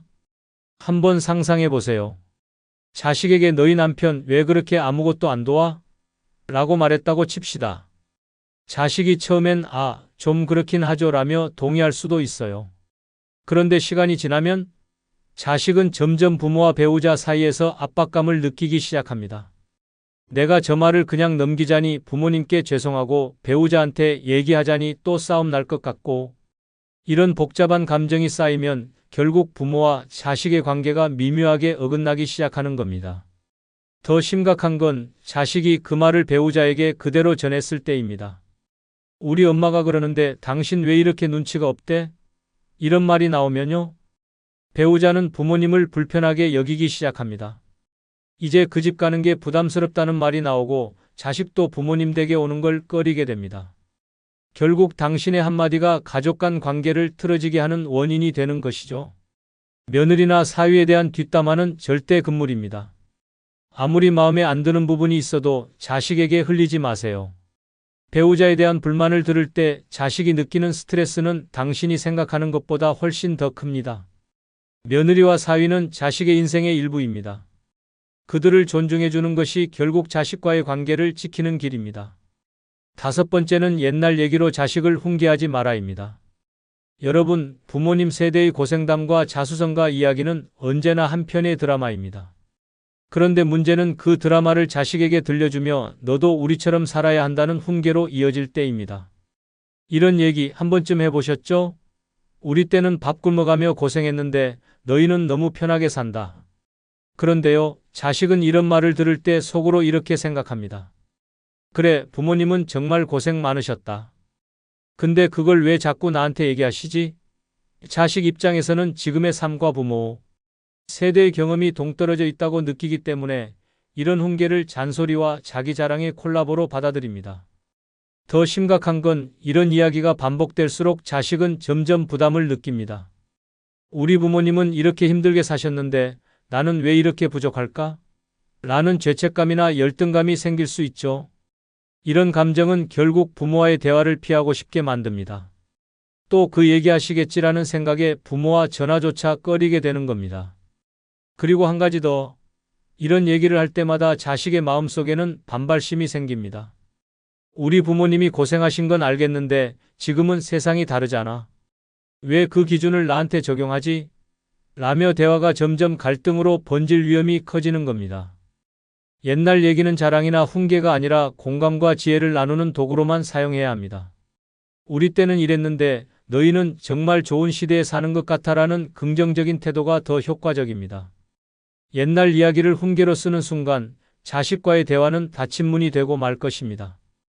6번째는 손주 교육에 간섭하지 마라입니다. 여러분, 손주는 참 예쁘죠? 그래서 가끔 손주를 보면서 이런 생각 드시죠? 저건 좀 아닌데?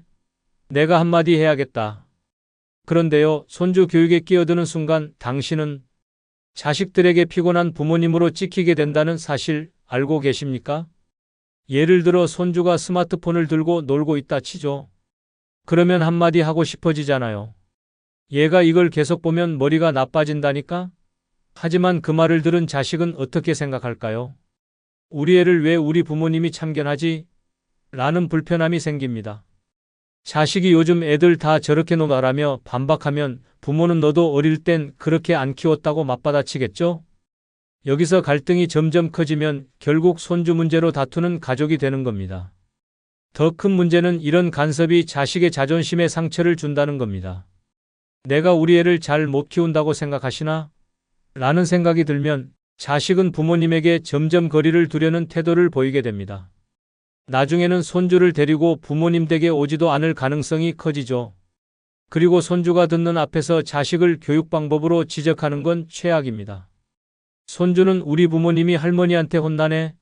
라고 느끼고 자식은 내 앞에서 애의 교육 방식까지 지적하시다니라며 속으로 화를 사기게 됩니다.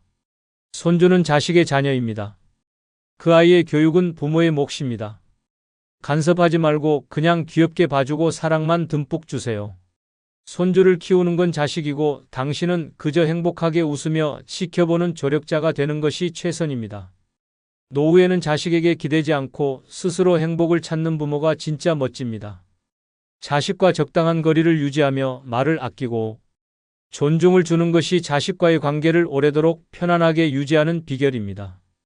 이제는 무거운 말 대신 가벼운 웃음과 따뜻한 한마디로 자식과의 관계를 더 풍성하게 만들어 보세요. 말 한마디가 당신의 노후를 바꿉니다. 그럼 다음에 더 좋은 영상으로 찾아뵙겠습니다. 구독, 좋아요 누르시는 거 잊지 않으셨죠? 감사합니다. 여러분, 나이가 들수록 가장 두려운 일이 뭔지 아십니까? 바로 황혼이혼 당하는 겁니다. 젊었을 땐 이 사람과는 평생 함께 할 거야 라고 믿었겠지만 나이가 들고 관계가 삐걱대기 시작하면 작은 말 한마디가 큰 틈을 만들어 버릴 수 있습니다. 특히 그래도 남편인데 이 정도 얘기는 괜찮겠지라고 생각하고 무심코 던진 말이 남편에게는 이젠 정말 못 참겠다는 결정적인 이유가 될 수 있습니다. 내가 이렇게까지 고생했는데 이 정도는 들어줄 줄 알았지라고 생각하지만요. 아니, 솔직히 말해 남편과의 관계는 더 틀어지고 당신만 속상해질 가능성이 더 큽니다.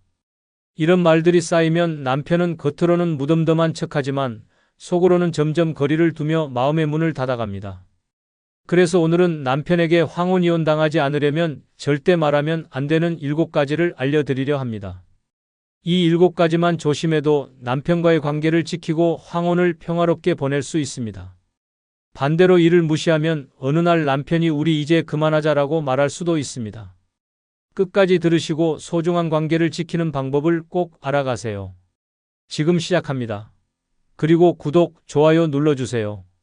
첫 번째는 이혼을 암시하는 말을 절대 꺼내지 마라입니다. 여러분, 화가 날 때 가끔 우리 진짜 이혼할까? 라는 말을 꺼내보신 적 있나요? 아니, 솔직히 말해 그냥 순간의 감정으로 한 말일 겁니다. 하지만 그 한마디가 남편의 마음속에 치명적인 흔적을 남길 수 있습니다. 남편은 우리 이혼할까? 라는 말을 듣는 순간 두 가지 생각을 합니다. 첫째는 진심일까? 둘째는 이 관계가 정말 끝날 수 있겠구나. 이 두 가지 생각이 결합되면 남편은 당신과의 관계를 더 이상 회복할 필요가 없다는 신호로 받아들일 수 있습니다. 이혼을 암시하는 말은 상대방에게 이제 우린 끝날 준비를 해야 해라는 경고로 들립니다. 한 번은 그냥 지나갈 수 있어도 반복되면 남편은 더 이상 관계를 회복하려 하지 않고 오히려 이혼을 준비하기 시작할지도 모릅니다. 아니, 솔직히 말해 남편이 정말 이혼을 고려하지 않던 사람이라도 그 말이 계속 들리면 나도 생각 좀 해봐야겠다는 결심을 하게 될 가능성이 큽니다. 게다가 이런 말은 남편의 자존심을 완전히 짓밟는 효과를 냅니다. 난 이 사람과의 관계를 이어가는 게 이 정도로 가치 없나? 라는 생각은 남편을 점점 더 냉소적이고 거리감 있는 태도로 변화시킵니다. 이혼을 암시하는 말은 결코 관계를 개선하지 못합니다. 오히려 서로 간의 신뢰를 파괴하는 촉매제가 될 뿐입니다. 대신 화가 난다면 감정을 표현하되 우리 사이를 어떻게 더 나아지게 만들 수 있을까? 라는 방식으로 대화를 이끌어 보세요. 우리 이혼할까? 라는 말은 금지어입니다. 이 말을 뱉는 순간 그 관계는 이미 끝을 향해 가고 있다는 걸 잊지 마세요. 두 번째는 옛날 일로 남편을 끊임없이 비난하지 마라입니다. 여러분, 남편에게 가장 듣기 싫은 말이 뭔지 아십니까? 바로 옛날에 너 그랬잖아입니다. 젊었을 때 남편이 했던 잘못된 행동이나 서운했던 일이 지금까지도 남아있다고요? 이해합니다. 하지만 그걸 꺼내는 순간 남편은 속으로 이렇게 생각할 겁니다. 아직도 그 얘기를 꺼내? 나는 평생 죄인이네. 예를 들어 보겠습니다. 남편이 과거에 큰 실수를 해서 그때 당신이 정말 힘들었다고 해봅시다. 시간이 흘러서도 그때 너 때문에 얼마나 힘들었는지 알아? 라는 말을 반복하면 남편은 점점 대화를 피하게 됩니다. 아니, 솔직히 말해 복수는 되겠지만 그 결과는요? 남편이 마음의 문을 완전히 닫아버리는 겁니다. 더 심각한 건 과거 이야기를 반복하면 남편은 내가 뭘 해도 인정받지 못한다는 좌절감에 빠진다는 겁니다. 내가 지금 아무리 노력해도 저 사람은 과거를 절대 잊지 못할 거야라는 생각이 남편을 점점 멀어지게 만듭니다. 결국 그 관계는 현재와 미래가 없는 과거에만 갇힌 관계가 되고 마는 거죠. 남편과의 관계를 지키고 싶다면 과거 이야기를 꺼내는 대신 현재의 좋은 점을 이야기하는 법을 배워야 합니다. 과거는 흘러갔습니다. 남편이 당신을 위해 노력하고 있는 지금을 봐야 합니다. 그때 정말 힘들었지만 지금은 당신 덕분에 많이 안정됐어 라는 말 한마디가 남편의 마음을 다시 열게 할 수 있습니다. 옛날 이야기는 과거의 자신을 탓하는 도구가 아닙니다. 지금 남편의 노력을 인정하고 미래를 함께 만들어가는 데 초점을 맞춰야 합니다. 과거로 남편을 붙잡지 말고 현재와 미래로 함께 나아가세요. 세 번째는 남편의 부모를 험담하지 마라입니다. 여러분, 남편 앞에서 그의 부모님에 대해 불만을 털어놓은 적 있으신가요? 솔직히 말해서 당신 어머니 너무 까다로우셔라거나 아버님은 왜 매번 그런 말씀을 하실까? 같은 말이요. 아니, 솔직히 말해 그게 속 시원할 것 같죠? 하지만 그 순간 남편의 마음에는 폭풍 같은 감정이 휘몰아칩니다. 남편은 부모님에 대한 험담을 들을 때 본능적으로 방어 태세에 들어갑니다. 우리 엄마는 원래 그런 분이셔. 그걸 왜 이해 못해? 라며 반박하거나 아무 말도 하지 않으면서 속으로는 불쾌함이 쌓이죠. 내가 부모님 욕을 듣기 위해 결혼했나? 라는 생각이 들 수도 있습니다. 더 큰 문제는 이런 말들이 반복되면 남편은 당신과 부모님 사이에서 극심한 스트레스를 느끼게 된다는 겁니다. 한쪽은 배우자로서의 불만을 말하고 다른 한쪽은 부모로서의 권위를 내세우니 남편은 중간에서 도망치고 싶어질 겁니다. 심지어 남편이 아무리 당신 편을 들어주더라도 속으로는 서운함과 죄책감이 남습니다. 내가 우리 부모님을 충분히 지키지 못했네라는 생각이 들면 그 감정은 다시 당신에게 냉담함으로 돌아올 수 있습니다. 그렇다고 불만이 생겨도 무조건 참으라는 얘기는 아닙니다. 중요한 건 표현 방식입니다. 직접적으로 험담하는 대신 당신 부모님은 이런 점이 참 좋으신데 이런 부분은 조금 힘들더라라고 말하면 남편도 더 열린 마음으로 대화를 할 겁니다. 남편의 부모님은 그가 평생을 함께한 가족입니다. 그들을 부정하는 말은 곧 남편의 일부를 부정하는 것과 같습니다. 험담 대신 서로를 이해할 수 있는 대화를 시도하세요. 남편 앞에서 부모님 험담은 금물입니다. 네 번째는 남편의 외모나 능력을 깎아내리지 마라입니다. 여러분, 남편에게 당신 살 좀 빼야겠어 라거나 이 나이에 그렇게 버는 거면 너무 적지 않아? 같은 말을 해본 적 있으신가요? 아니, 솔직히 말해 그냥 조언 정도로 한 얘기였을 겁니다. 하지만 남편은 그 말을 듣는 순간 속으로 자존감이 산산조각 나는 느낌을 받습니다. 특히 외모에 대한 지적은 남편에게 직접적인 상처로 다가옵니다. 왜 이렇게 배가 나왔어? 머리가 너무 많이 빠졌네 같은 말을 들으면 남편은 겉으론 아무렇지 않은 척할지 몰라도 속으로는 내가 더 이상 매력적인 남편이 아니구나라고 느낍니다. 그 상처가 쌓이면 남편은 점점 당신과 거리를 두게 될 가능성이 큽니다. 능력에 대한 비난은 더 치명적입니다. 당신 친구들은 다 승진했더라. 당신은 왜 그 자리에 그대로야? 이런 말을 들으면 남편은 난 이 집에서 아무 쓸모도 없는 사람이구나라는 생각에 빠지게 됩니다. 자존감이 떨어지고 가정을 위해 더 노력해야겠다는 마음은 사라지고 대신 포기와 무기력이 찾아올 수 있습니다. 더 무서운 건 이런 비난이 반복되면 남편은 당신 앞에서 자신을 감추기 시작한다는 겁니다. 자신의 약점을 보이기 싫어서 대화를 피하고 결국 부부 사이에 냉랭한 벽이 생기게 되는 거죠. 남편의 외모나 능력을 지적하는 대신 그가 잘하는 부분을 칭찬해 주세요. 당신은 참 믿음직스러워. 당신 덕분에 내가 항상 힘을 얻어라는 말을 들으면 남편은 오히려 더 노력하고 싶은 마음이 생길 겁니다. 비판은 남편의 마음을 닫게 하고 칭찬은 남편의 에너지를 열게 합니다. 남편의 자존심을 지켜주세요. 그것이 행복한 부부 관계의 시작입니다. 다섯 번째는 다른 집과 비교하지 마라입니다. 여러분, 남편에게 다른 집은 이렇게 잘 사는데 우리는 왜 이 모양이야? 라는 말을 해본 적 있으신가요? 아니, 솔직히 말해 이 정도는 괜찮겠지 싶었죠? 하지만 이런 비교의 말이야말로 남편의 마음에 칼을 꽂는 행위라는 사실 알고 계셨나요? 예를 들어 옆집 부부가 새 차를 뽑았다는 얘기를 듣고 누구는 새 차도 뽑고 잘 사는데 우리는 왜 이런 차를 계속 타야 해? 라고 말해보세요. 남편은 속으로 이렇게 생각합니다. 그래, 나는 저 사람만큼 능력이 없지. 그래서 내가 나한테 실망했구나. 남편은 말없이 고개를 끄덕일지 몰라도 그 순간부터 그는 자신이 평생 부족한 사람으로 느껴지게 될 겁니다. 더 큰 문제는 이런 비교가 반복되면 남편은 점점 상황 자체를 회피하려 든다는 겁니다. 어차피 우리 집은 옆집처럼 될 수 없어라는 생각에 의욕을 잃고 당신과의 대화조차 피하려 할 수 있습니다. 남편의 마음속엔 난 아무리 해도 저 사람의 기대에 못 미쳐라는 좌절감이 자리 잡게 됩니다. 비교는 또 다른 갈등의 씨앗이 되기도 합니다. 누구는 아내 생일에 명품백을 선물하던데 당신은 왜 안 해? 라고 말하면 남편은 그걸 내가 사랑하지 않아서 그렇다고 받아들일까요? 아니죠. 내가 경제적으로 부족해서 이런 말을 듣는구나라며 자책하게 됩니다. 그리고 자책은 종종 반발심으로 이어집니다. 결국 그럼 너도 다른 집 아내처럼 살아봐. 라는 말이 튀어나올지도 모릅니다.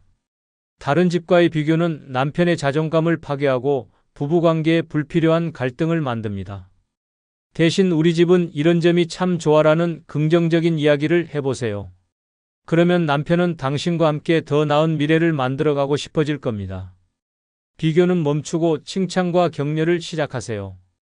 여섯 번째는 혼자 희생했다는 말을 반복하지 마라입니다. 여러분, 남편에게 내가 이 집을 위해 얼마나 희생했는지 알아? 라는 말을 해본 적 있으신가요? 물론 그 말에 담긴 진심은 이해합니다. 당신이 가정을 위해 얼마나 애썼는지 남편도 알아주길 바라는 마음이겠죠. 하지만 이 말을 반복하면 남편은 점점 더 큰 부담감과 죄책감을 느끼게 된다는 걸 아셔야 합니다. 한번 상상해 보세요. 남편이 퇴근해서 힘들게 집에 들어왔습니다.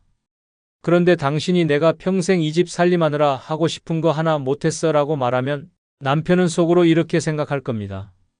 그래, 내가 저 사람 인생을 망친 거야.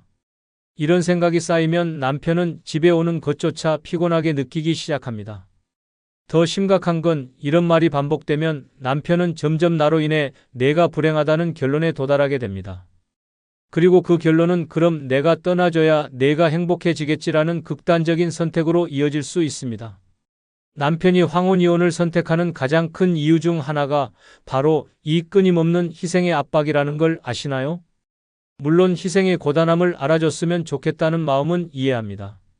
하지만 그걸 남편에게 죄책감을 안기는 방식으로 말하면 당신이 원하는 건커녕 관계가 더 멀어질 겁니다. 희생 이야기를 하기보다 그 희생으로 얻은 것들을 함께 나누는 방식으로 대화해 보세요. 우리 가족이 이렇게 잘 지낸 건 당신 덕분에 내가 버틸 수 있었기 때문이야 라는 말 한마디가 남편의 마음을 다시 열게 할 겁니다. 희생은 당신만의 것이 아닙니다. 부부가 함께 만들어낸 결과물이라는 걸 잊지 마세요. 희생을 내세우기보다 함께한 노력을 인정하며 서로를 격려하세요. 7번째는 다른 남자와 비교하지 마라입니다. 여러분, 남편에게 가장 상처가 되는 말 중 하나는 누구 남편은 이렇게 잘하더라라는 비교입니다. 아마 이 정도는 괜찮겠지라며 가볍게 던진 말일 겁니다. 하지만 남편은 속으로 그래서 나보고 어쩌라고? 라며 분노와 서운함을 동시에 느낄 겁니다. 예를 들어보죠. 친구의 남편이 여행을 준비했다고 들었다고 가정해 봅시다. 누구 남편은 아내를 위해 여행도 계획하더라. 당신도 좀 그렇게 하면 안 돼? 라고 말하면 남편은 어떻게 반응할까요? 그래, 난 쓸모없는 남편이지라는 자괴감과 반발심이 생길 겁니다. 더 큰 문제는 남편이 비교당하는 걸 반복적으로 느끼면 점점 무기력해진다는 것입니다. 난 저 사람의 기준에 맞출 수 없어. 그냥 내가 없는 게 낫겠다라는 극단적인 생각으로 이어질 수 있죠. 결국 당신이 원했던 변화는커녕 남편은 더 냉담하고 멀어지는 결과만 남습니다. 솔직히 말해 다른 남자와 비교한다고 해서 남편이 갑자기 그래, 내가 더 잘해야지 라며 변할 가능성은 거의 없습니다. 오히려 나라는 사람은 언제나 부족하다라는 결론만 내리게 될 가능성이 높죠. 남편과 비교하지 않고 오히려 지금의 장점을 칭찬하는 것이 훨씬 효과적입니다. 당신이 해주는 소소한 배려가 정말 좋아라는 말을 들으면 남편은 더 노력하고 싶어질 겁니다. 비교는 자극제가 아니라 관계 파괴의 지름길입니다. 남편을 다른 사람과 비교하지 마세요. 당신만의 남편으로 인정하고 사랑해 주세요. 여러분, 결혼 생활은 마치 오래된 성과 같습니다. 돌 하나, 벽돌 하나가 무너지기 시작하면 어느 순간 성 전체가 와르르 무너질 수 있죠. 그리고 그 벽돌을 무너뜨리는 건 종종 작은 말 한마디에서 시작됩니다. 뭐, 이 정도는 괜찮겠지? 라는 생각으로 던진 말이 남편의 마음에 금을 내고 그 금이 쌓이다 보면 어느 날 갑자기 관계가 무너질 수도 있습니다. 남편과의 관계를 평화롭게 지키고 싶다면 말을 아끼고 생각하고 존중하는 자세를 가져야 합니다. 과연 이 말이 우리 관계에 도움을 줄까? 아니면 독이 될까? 를 항상 스스로에게 물어보세요. 황혼이혼이라는 건 하루아침에 생기지 않습니다. 그건 작은 오해와 불만들이 쌓이고 쌓여 결정적인 순간에 터지는 폭탄 같은 것입니다. 그러니 지금이라도 무심코 던지는 말들을 돌아보세요. 그리고 남편에게 필요한 건 상처를 주는 말이 아니라 함께하는 따뜻한 말이라는 걸 기억하세요. 부부란 마지막까지 서로를 지켜주는 인생의 동반자라는 걸 잊지 마시길 바랍니다. 끝으로 멤버십 가입으로 후원해 주시면 큰 힘이 생길 겁니다. 그럼 더 좋은 영상 자주 올리겠습니다. 구독, 좋아요 부탁드립니다. 감사합니다. 죽을 만큼 참고 살았습니다. 꿈도 욕심도 꾹꾹 눌러가며 남의 인생을 위해 내 인생을 갈아 넣었습니다. 그렇게 살아온 대가가 무엇입니까? 어느 날 문득 거울을 보니 내가 사라져 있었습니다. 웃음도 열정도 존재감도 없이 남은 건 피로감뿐입니다. 누구를 위해 그렇게 희생했는지도 헷갈립니다. 그런데도 아직도 남 걱정부터 하십니까? 이제라도 깨달아야 합니다. 더는 남의 인생을 살아주지 말고 남은 인생만큼은 오로지 나를 위해 써야 합니다. 이번 영상은 노년에 오로지 나를 위해 살아가야 하는 5가지 이유를 설명드리겠습니다. 구독, 좋아요 누르시면 시작하겠습니다. 노년에 오로지 나를 위해 살아가야 하는 5가지 이유 중 첫 번째는 나를 먼저 돌보는 것이 진짜 책임감이기 때문입니다. 많은 이들이 책임이라는 단어를 들으면 가족을 떠올립니다. 부모로서, 배우자로서 자녀를 위한 헌신을 최우선의 덕목으로 생각하며 평생을 살아온 분들이 많습니다. 그동안 자신을 희생하며 가족을 위해 애쓰고 때로는 하고 싶은 것을 미뤄가며 걸어온 길이 자랑스럽기도 합니다. 그러나 어느 순간부터 삶이 고단하게 느껴지고 몸도 마음도 점점 지쳐가는 것을 느끼게 됩니다. 그럴 때 우리는 문득 질문하게 됩니다. 나는 언제쯤 나를 돌볼 수 있을까 하고 말입니다. 책임은 남을 챙기고 도와주는 것에서 끝나지 않습니다. 오히려 나를 돌보는 것이야말로 가장 근본적인 책임입니다. 내 몸이 건강해야 누군가를 돌볼 수 있고 내 마음이 단단해야 관계도 지킬 수 있습니다. 자신을 온전히 돌보지 못한 채 계속 남을 위해 살다 보면 결국 어느 순간 모든 것이 무너져 버릴 수 있습니다. 책임이라는 말이 무겁게만 느껴지는 이유는 나를 챙기지 않고 짊어지기만 했기 때문입니다. 노년은 이제 그 책임의 방향을 바꿔야 할 시간입니다. 그동안 해왔던 희생이 더 이상 나를 지켜주지 못합니다. 나를 돌보는 것은 이기심이 아니라 필수입니다. 몸이 아파야 병원에 가듯이 마음이 아플 때도 쉬어야 하고 감정을 눌렀다면 이제는 표현해야 합니다. 내가 나를 책임지지 않으면 결국 누구도 진짜 나를 챙겨주지 못합니다. 그래서 이제는 내가 먼저 나에게 말해줘야 합니다. 고생 많았어. 이젠 나를 위해 살자고요. 서울에 사는 72세 김성희 어르신은 평생을 교직에 몸담으며 2자녀를 키우고 남편을 내조하며 살아왔습니다. 은퇴 후에도 손주를 돌보느라 하루가 어떻게 가는지도 모를 만큼 바쁜 나날을 보냈다고 합니다. 그러던 어느 날 골다공증으로 인해 계단에서 넘어져 병원에 입원하게 되면서 인생을 다시 바라보게 되었습니다. 병상에 누워 손주들을 생각하다가 문득 이런 생각이 들었다고 합니다. 지금 내가 아무것도 못하게 되면 이 아이들은 누가 돌보지? 하지만 더 큰 문제는 나는 왜 나를 이렇게 방치했을까? 그 순간 김 어르신은 결심했습니다. 회복 후에는 본인을 위한 시간을 반드시 가지겠다고 말입니다. 그 후 김 어르신은 작은 도서관에서 독서 모임에 참여하게 되었고 동네 복지관에서 요가도 시작했습니다. 처음에는 어색하고 눈치도 보였지만 점점 자신을 돌보는 시간들이 쌓이면서 얼굴에 미소가 돌아오기 시작했습니다. 몸도 점차 건강해지고 오히려 가족들도 더 든든하게 느끼기 시작했습니다. 손주들도 할머니가 요즘 더 멋져졌어요 라며 기특하게 이야기했다고 합니다. 김 어르신은 말합니다. 이제야 알겠어요. 내가 건강해야 가족도 웃고 내가 행복해야 주변이 평안하다는 걸요. 누구나 나이가 들수록 외로움이 찾아오고 무력함을 느낄 때가 많아집니다. 하지만 그런 순간에 나 자신을 따뜻하게 감싸 안아주는 것이야말로 진짜 어른의 책임감입니다. 나를 먼저 돌보는 것, 그것이 곧 남을 위한 준비이며 노년의 가장 지혜로운 삶의 방식입니다. 지금 이 순간부터라도 자신을 챙겨주는 삶을 시작해 보시길 바랍니다. 그 선택이 당신의 노년을 빛나게 만들어줄 것입니다. 두 번째는 이제는 나를 가장 먼저 챙겨야 할 시간이기 때문입니다. 오랜 시간 우리는 누군가를 위해 살아왔습니다. 부모로서 자식을 위해, 배우자로서 가정을 위해, 사회의 한 구성원으로서 맡은 역할을 묵묵히 감당하며 살아왔습니다. 그렇게 수십 년을 보내다 보니 정작 나 자신은 삶의 한켠에 밀려나 있었습니다. 하고 싶은 일은 참아야 했고 말하고 싶은 감정은 삼켜야 했습니다. 나보다 가족이 먼저라는 말은 사랑이었지만 동시에 내 마음의 깊은 고요함과 외로움을 만들어냈습니다. 그러나 이제는 달라져야 합니다.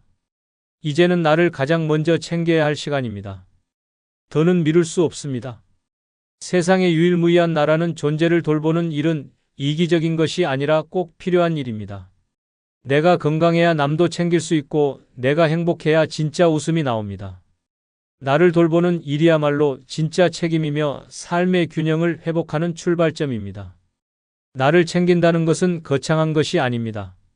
아침 햇살을 맞으며 여유롭게 산책을 하는 것, 내가 좋아하는 음악을 들으며 커피 한 잔을 즐기는 것, 그동안 입고 싶었던 옷을 입고 외출하는 것처럼 아주 사소한 행동들입니다. 하지만 이 사소함이 하루의 기분을 바꾸고 인생을 조금씩 따뜻하게 물들입니다. 더 이상 괜찮아, 나중에 해도 되라고 자신을 설득하지 않아도 됩니다. 지금 이 순간이 가장 좋은 시간이고 지금의 나에게 가장 필요한 일이기 때문입니다. 많은 분들이 이제 나이가 몇인데 새로 뭘 해라며 말합니다. 하지만 마음속에는 여전히 하고 싶은 일이 남아 있습니다. 손끝이 근질근질할 만큼 무언가를 만들고 싶은 욕구, 길가의 꽃을 보며 사진을 찍고 싶은 감정, 혼자만의 여행을 떠나고 싶은 자유에 대한 갈망이 있습니다. 나이를 핑계 삼기보다 이제는 나니까 할 수 있다고 자신을 다독여야 할 시간입니다. 대구에 사는 69세 김종만 씨는 젊을 적 사진을 좋아했지만 가족을 부양하느라 카메라를 손에서 놓고 살아왔습니다. 퇴직 후 우울감에 시달리던 어느 날 아내가 장을 보러 간 사이 집안 깊숙한 창고에서 오래된 필름 카메라 하나를 발견했습니다. 먼지를 털고 배터리를 갈아 끼우자 카메라는 여전히 살아 있었습니다. 그날 이후 김 씨는 매일 아침 혼자 동네를 돌며 사진을 찍기 시작했습니다. 시장 풍경, 골목의 벽화, 햇살이 반짝이는 커피잔, 친구들과의 소소한 만남을 카메라에 담기 시작하면서 삶이 달라졌다고 합니다. 처음엔 가족도 이 나이에 뭘 그런 걸 하느냐고 웃었지만 점차 김 씨의 사진들이 지인들에게 알려지며 동네 카페에서 전시까지 하게 되었습니다. 그는 말합니다. 카메라를 다시 들고 나서야 내가 나를 얼마나 잊고 살았는지를 알았어요. 사진을 찍는 게 아니라 제 인생을 다시 찍고 있는 느낌입니다. 이처럼 나를 가장 먼저 챙기는 삶은 나만의 방식으로 가능하며 생각보다 더 많은 기쁨을 안겨줍니다. 꼭 어딘가에 속하지 않아도 됩니다. 꼭 누군가와 함께하지 않아도 됩니다. 중요한 건 지금 이 순간 내가 하고 싶은 일을 스스로 허락하는 것입니다. 내가 나를 챙기기로 한 그 순간부터 인생은 다시 시작됩니다. 그리고 그 시작은 언제나 늦지 않았습니다. 이제는 더는 미루지 마십시오. 나를 가장 먼저 챙겨야 할 시간은 바로 지금입니다. 세 번째는 억지로 맞추던 관계에서 벗어나야 할 때이기 때문입니다. 사람은 누구나 관계 속에서 살아갑니다. 가족, 친구, 이웃, 사회 속에서 수많은 역할을 하며 살아온 노년의 삶은 그야말로 관계의 역사라고 해도 과언이 아닙니다. 오랜 세월 동안 우리는 좋은 부모, 괜찮은 배우자, 믿을 만한 이웃이 되기 위해 애써왔습니다. 때로는 말하고 싶은 것을 삼키고 하고 싶은 것을 뒤로 미루며 관계를 지켜왔습니다. 하지만 그 관계가 나를 지치게 하고 힘들게 만든다면 이제는 돌아봐야 할 때입니다. 억지로 맞추며 살아가는 삶은 결국 나를 잃게 만듭니다. 겉으로는 웃고 있지만 속으로는 점점 외로워지고 피곤해지고 자신이 누구인지조차 헷갈려지기 시작합니다. 관계라는 이름 아래 나를 희생하고 끊임없이 조율하고 끝내는 내 감정까지 외면하게 되는 삶은 더 이상 건강한 인생이 아닙니다. 노년에는 무엇보다 나를 지키는 관계가 중요합니다. 나를 힘들게 하고 상처 주는 관계는 과감히 줄여야 하고 억지로 맞춰왔던 사람들과는 거리를 두어야 합니다. 사람들과 어울리지 않으면 외로울까 두려워 미련을 두는 경우도 많습니다. 하지만 억지로 이어가는 관계보다 혼자 있어도 편안한 삶이 훨씬 안정적입니다. 오히려 나를 있는 그대로 받아주는 몇 사람과의 관계가 마음을 더 따뜻하게 만듭니다. 나이 들어서는 수십 명의 사람보다 진심을 나눌 수 있는 한두 명이 더 소중합니다. 관계의 수가 아니라 질이 중요합니다. 지금까지는 관계를 유지하기 위해 내가 스스로를 희생해왔다면 이제는 내 마음이 편한 방향으로 사람을 선택해야 합니다. 잘 맞지 않는 사람에게 계속 맞추다 보면 나중에는 내 감정이 메말라 버립니다. 관계는 억지로 유지하는 것이 아니라 자연스럽게 이어가는 것입니다. 아무 말 하지 않아도 편안한 사람이 있는가 하면 아무리 잘해줘도 늘 불편한 사람이 있습니다. 이제는 후자를 놓아줄 때입니다. 경남 진주에 사는 66세 이선옥 씨는 오랫동안 친구 모임을 억지로 이어오고 있었습니다. 매달 한 번씩 모여 식사하고 수다 떠는 자리였지만 모임이 끝날 때마다 마음이 더 무거워졌다고 합니다. 말끝마다 남과 비교하고 서로의 자녀 이야기에 눈치를 보고 때론 사소한 말에도 상처받는 일이 반복되면서 점점 피로감이 쌓였습니다. 어느 날 이 씨는 모임이 끝난 뒤 돌아오는 길에 괜히 참았던 눈물이 났다고 합니다. 그때 결심했습니다. 이제는 나를 힘들게 하는 관계에서 벗어나자고요. 이후 이 씨는 모임에 더 이상 참석하지 않았고 대신 동네 시장 상인들과 가벼운 인사를 나누며 관계를 새롭게 넓혀갔습니다. 옆집 아주머니와 텃밭 얘기를 나누며 웃고 평소 말없이 지나치던 가게 주인과 커피 한 잔 마시며 정을 쌓기 시작했습니다. 이 시는 말합니다. 억지로 맞추는 관계보다 편안하게 웃을 수 있는 관계가 훨씬 오래가요. 지금은 마음이 너무 편하고 제 자신에게 참 고맙습니다. 억지로 이어온 관계를 정리하는 건 두렵고 어려운 일이지만 그 뒤에 찾아오는 평안은 말로 다 할 수 없습니다. 나를 있는 그대로 바라보고 편안하게 웃을 수 있는 사람이 단 한 명이라도 있다면 그것으로 충분합니다. 이제는 억지로 맞추는 관계보다 나 자신과 잘 지내는 것이 먼저입니다. 그것이 노년을 건강하게 그리고 단단하게 살아가는 방법입니다. 네 번째는 삶의 마지막까지 나답게 살아야 의미가 있기 때문입니다. 누구나 인생을 살아오며 수많은 역할을 감당해 왔습니다. 부모로서, 배우자로서, 직장인으로서, 친구로서 각기 다른 모습으로 살아야 했던 시간들이었습니다. 그렇게 수십 년을 남의 기대에 맞추며 사회의 규칙에 따라 성실하게 살아오셨습니다. 남들이 보기에 흠잡을 데 없는 인생이었고 책임감 있는 모습으로 살아오셨습니다. 하지만 그 긴 시간 속에서 나는 과연 누구였을까라는 질문은 여전히 마음속 깊은 곳에 남아 있습니다. 사람들은 말합니다. 참 잘 살아왔다고요. 하지만 그 잘이라는 말 속에는 남에게 보여지는 기준이 담겨 있습니다. 착한 사람, 성실한 사람, 책임 있는 사람. 그러나 이제는 그런 이름이 아닌 오직 나만의 이름으로 살아가야 할 시간입니다. 삶의 마지막까지 나답게 살아야 진짜 인생을 살았다고 말할 수 있습니다. 나를 잃어버린 삶은 아무리 성실했어도 아무리 훌륭해 보여도 내 것이 아닙니다. 노년은 내 안에 진짜 나를 꺼낼 수 있는 인생의 마지막 기회입니다. 하고 싶었던 일, 말하고 싶었던 마음, 입고 싶었던 옷, 즐기고 싶었던 취미. 모두를 이제는 늦었어라고 미뤄왔지만 사실 지금이 가장 자유로운 순간입니다. 더 이상 가족을 부양할 필요도 직장과 사회의 틀에 맞춰야 할 이유도 없습니다. 하루하루가 온전히 나를 위해 존재하는 시간입니다. 삶의 마지막이 다가올수록 사람은 더 솔직해지고 싶어집니다. 진심을 말하고 싶고 진짜 내 감정에 충실하고 싶어집니다. 그런데 그러기 위해서는 나다움을 되찾아야 합니다. 억지로 미소 짓지 않아도 되고 남에게 맞추느라 피곤해하지 않아도 되는 삶. 그것이 바로 나답게 사는 삶입니다. 세상에 정답은 없습니다. 다만 나에게 맞는 방식, 나에게 편안한 선택을 존중하는 것이 삶의 진짜 품격입니다. 지금까지는 늘 다른 사람의 시선 속에서 나를 판단하고 기준을 세워왔습니다. 그런데 그 시선이 나를 행복하게 해준 적이 있었는지 생각해보면 그저 무겁기만 했던 기억이 더 많습니다.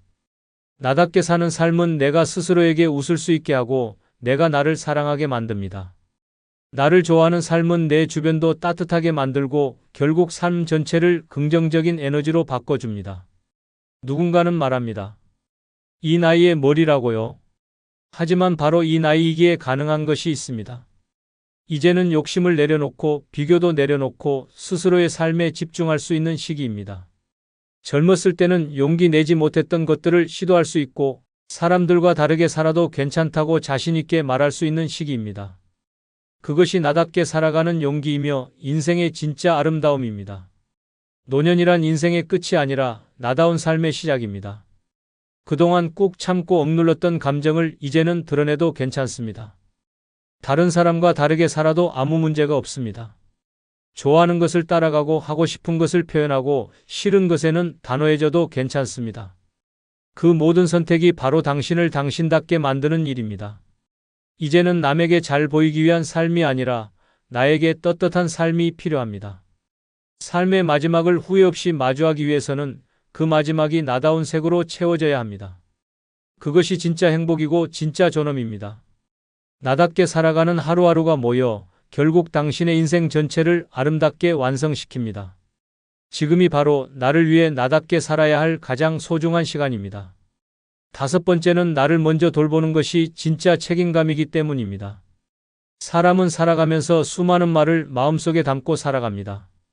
가족에게 하고 싶었던 말, 친구에게 전하고 싶었던 진심, 고마움도 미안함도 사랑도 말로 표현하지 못한 채 마음속에만 간직하며 살아온 세월이 있습니다. 지금 말하면 어색할까? 괜히 부담스럽게 느껴질까? 다 아는 걸 굳이 말해야 하나 하는 생각에 타이밍을 놓치고 결국 그 말들은 마음속에 그대로 묻히게 됩니다. 하지만 시간이 지나면 가장 후회로 남는 것이 바로 하지 못한 말입니다. 말하지 않아도 알겠지라는 생각은 착각입니다. 아무리 오래 함께한 가족이라도 가까운 친구라 해도 내 마음을 말하지 않으면 알 수 없습니다. 내 입에서 직접 전해지는 말에는 온기가 있고 그 온기는 관계를 더 단단하고 깊게 만들어줍니다.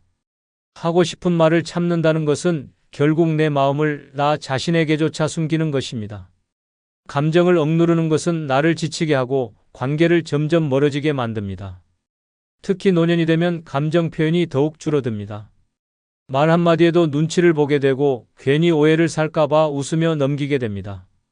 하지만 그럴수록 마음속에는 아쉬움이 쌓이고 미처 전하지 못한 마음들이 후회로 남게 됩니다. 때로는 한마디 고마워라는 말, 미안했어라는 말, 많이 사랑했어라는 말이 누군가의 인생을 바꾸고 내 삶에도 커다란 울림을 줍니다. 하고 싶은 말을 하는 것이 꼭 감동적인 고백일 필요는 없습니다. 사소한 칭찬, 하루를 함께 웃게 만드는 농담, 예전에 못다한 진심, 지금의 감사, 그 모든 것들이 인생의 따뜻한 흔적이 됩니다. 말로 표현하지 않으면 그 마음은 존재하지 않는 것과 다름없습니다. 아무리 마음속에 깊이 품고 있어도 그 마음은 전해지지 않으면 빛을 잃고 맙니다. 무엇보다 하고 싶은 말을 참는다는 것은 내 삶을 제대로 살아가지 못하는 것입니다. 생각은 자유지만 말은 표현의 시작입니다.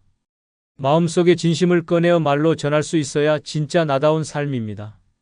내가 어떤 사람이고 어떤 생각을 하고 있으며 누구를 얼마나 소중히 여기는지를 말하지 않으면 나조차도 내 마음을 점점 잊게 됩니다. 결국 말은 나를 확인하는 도구이자 사람 사이의 다리를 놓는 가장 진실한 방법입니다. 강원도에 사는 70세 조명자 씨는 늘 조용하고 참을성이 많은 성격이었습니다. 자녀들에게도 친구들에게도 한 번도 속마음을 제대로 말해본 적이 없었다고 합니다. 그러다 생일을 맞아 자녀가 직접 만든 동영상 편지를 받고 눈물을 쏟았습니다. 그 순간 조 씨는 마음속에 담아두었던 말을 꺼내야겠다고 마음먹었습니다. 다음 날 자녀에게 전화를 걸어 이렇게 말했습니다. 사실 엄마도 늘 미안했고 너무 고마웠어. 늘 말은 못했지만 너희가 있어서 행복했어. 순간 전화기 너머에서 울음을 삼키는 소리가 들렸고 조 씨는 그날 처음으로 마음이 가벼워졌다고 했습니다. 그 한마디로 지금까지 쌓였던 거리감이 무너지고 오히려 대화가 늘어나고 관계가 더 가까워졌다고 합니다. 이처럼 말 한마디의 힘은 생각보다 큽니다. 하고 싶은 말을 미루지 마십시오. 그 말은 누군가에게는 평생 잊지 못할 위로가 되고 사랑이 되고 용서가 됩니다. 그리고 당신 자신에게도 큰 선물이 됩니다. 말하지 않아도 괜찮다는 말은 이제 내려놓아야 할 시간입니다. 지금 이 순간 하고 싶은 말을 꺼내는 것, 그것이야말로 진짜 나를 위한 첫걸음입니다. 삶의 끝자락에서 가장 크게 후회하는 말은 왜 그때 말하지 못했을까입니다. 그러니 오늘 마음속 그 말을 꺼내 보십시오. 그 말이 당신의 삶을 따뜻하게 만들어줄 것입니다. 지금도 괜찮아, 나는 이만하면 됐지라며 마음을 덮고 있습니까? 그렇게 무덤까지 참으며 가져갈 생각입니까? 안 됩니다. 그렇게 살다 죽으면 결국 아무도 나를 진짜로 기억하지 못합니다. 내 감정, 내 인생, 내 이야기를 남긴 사람만이 마지막 순간에 웃을 수 있습니다. 이제는 내가 나를 돌보지 않으면 아무도 안 챙깁니다. 노년의 마지막이 허무가 아니라 해방이 되려면 지금 당장 나를 위해 살아야 합니다. 늦지 않았습니다. 지금이 시작입니다. 영상이 끝나면 여러분들의 이야기와 경험을 댓글에 달아 서로 의견 나누시길 부탁드립니다. 감사합니다.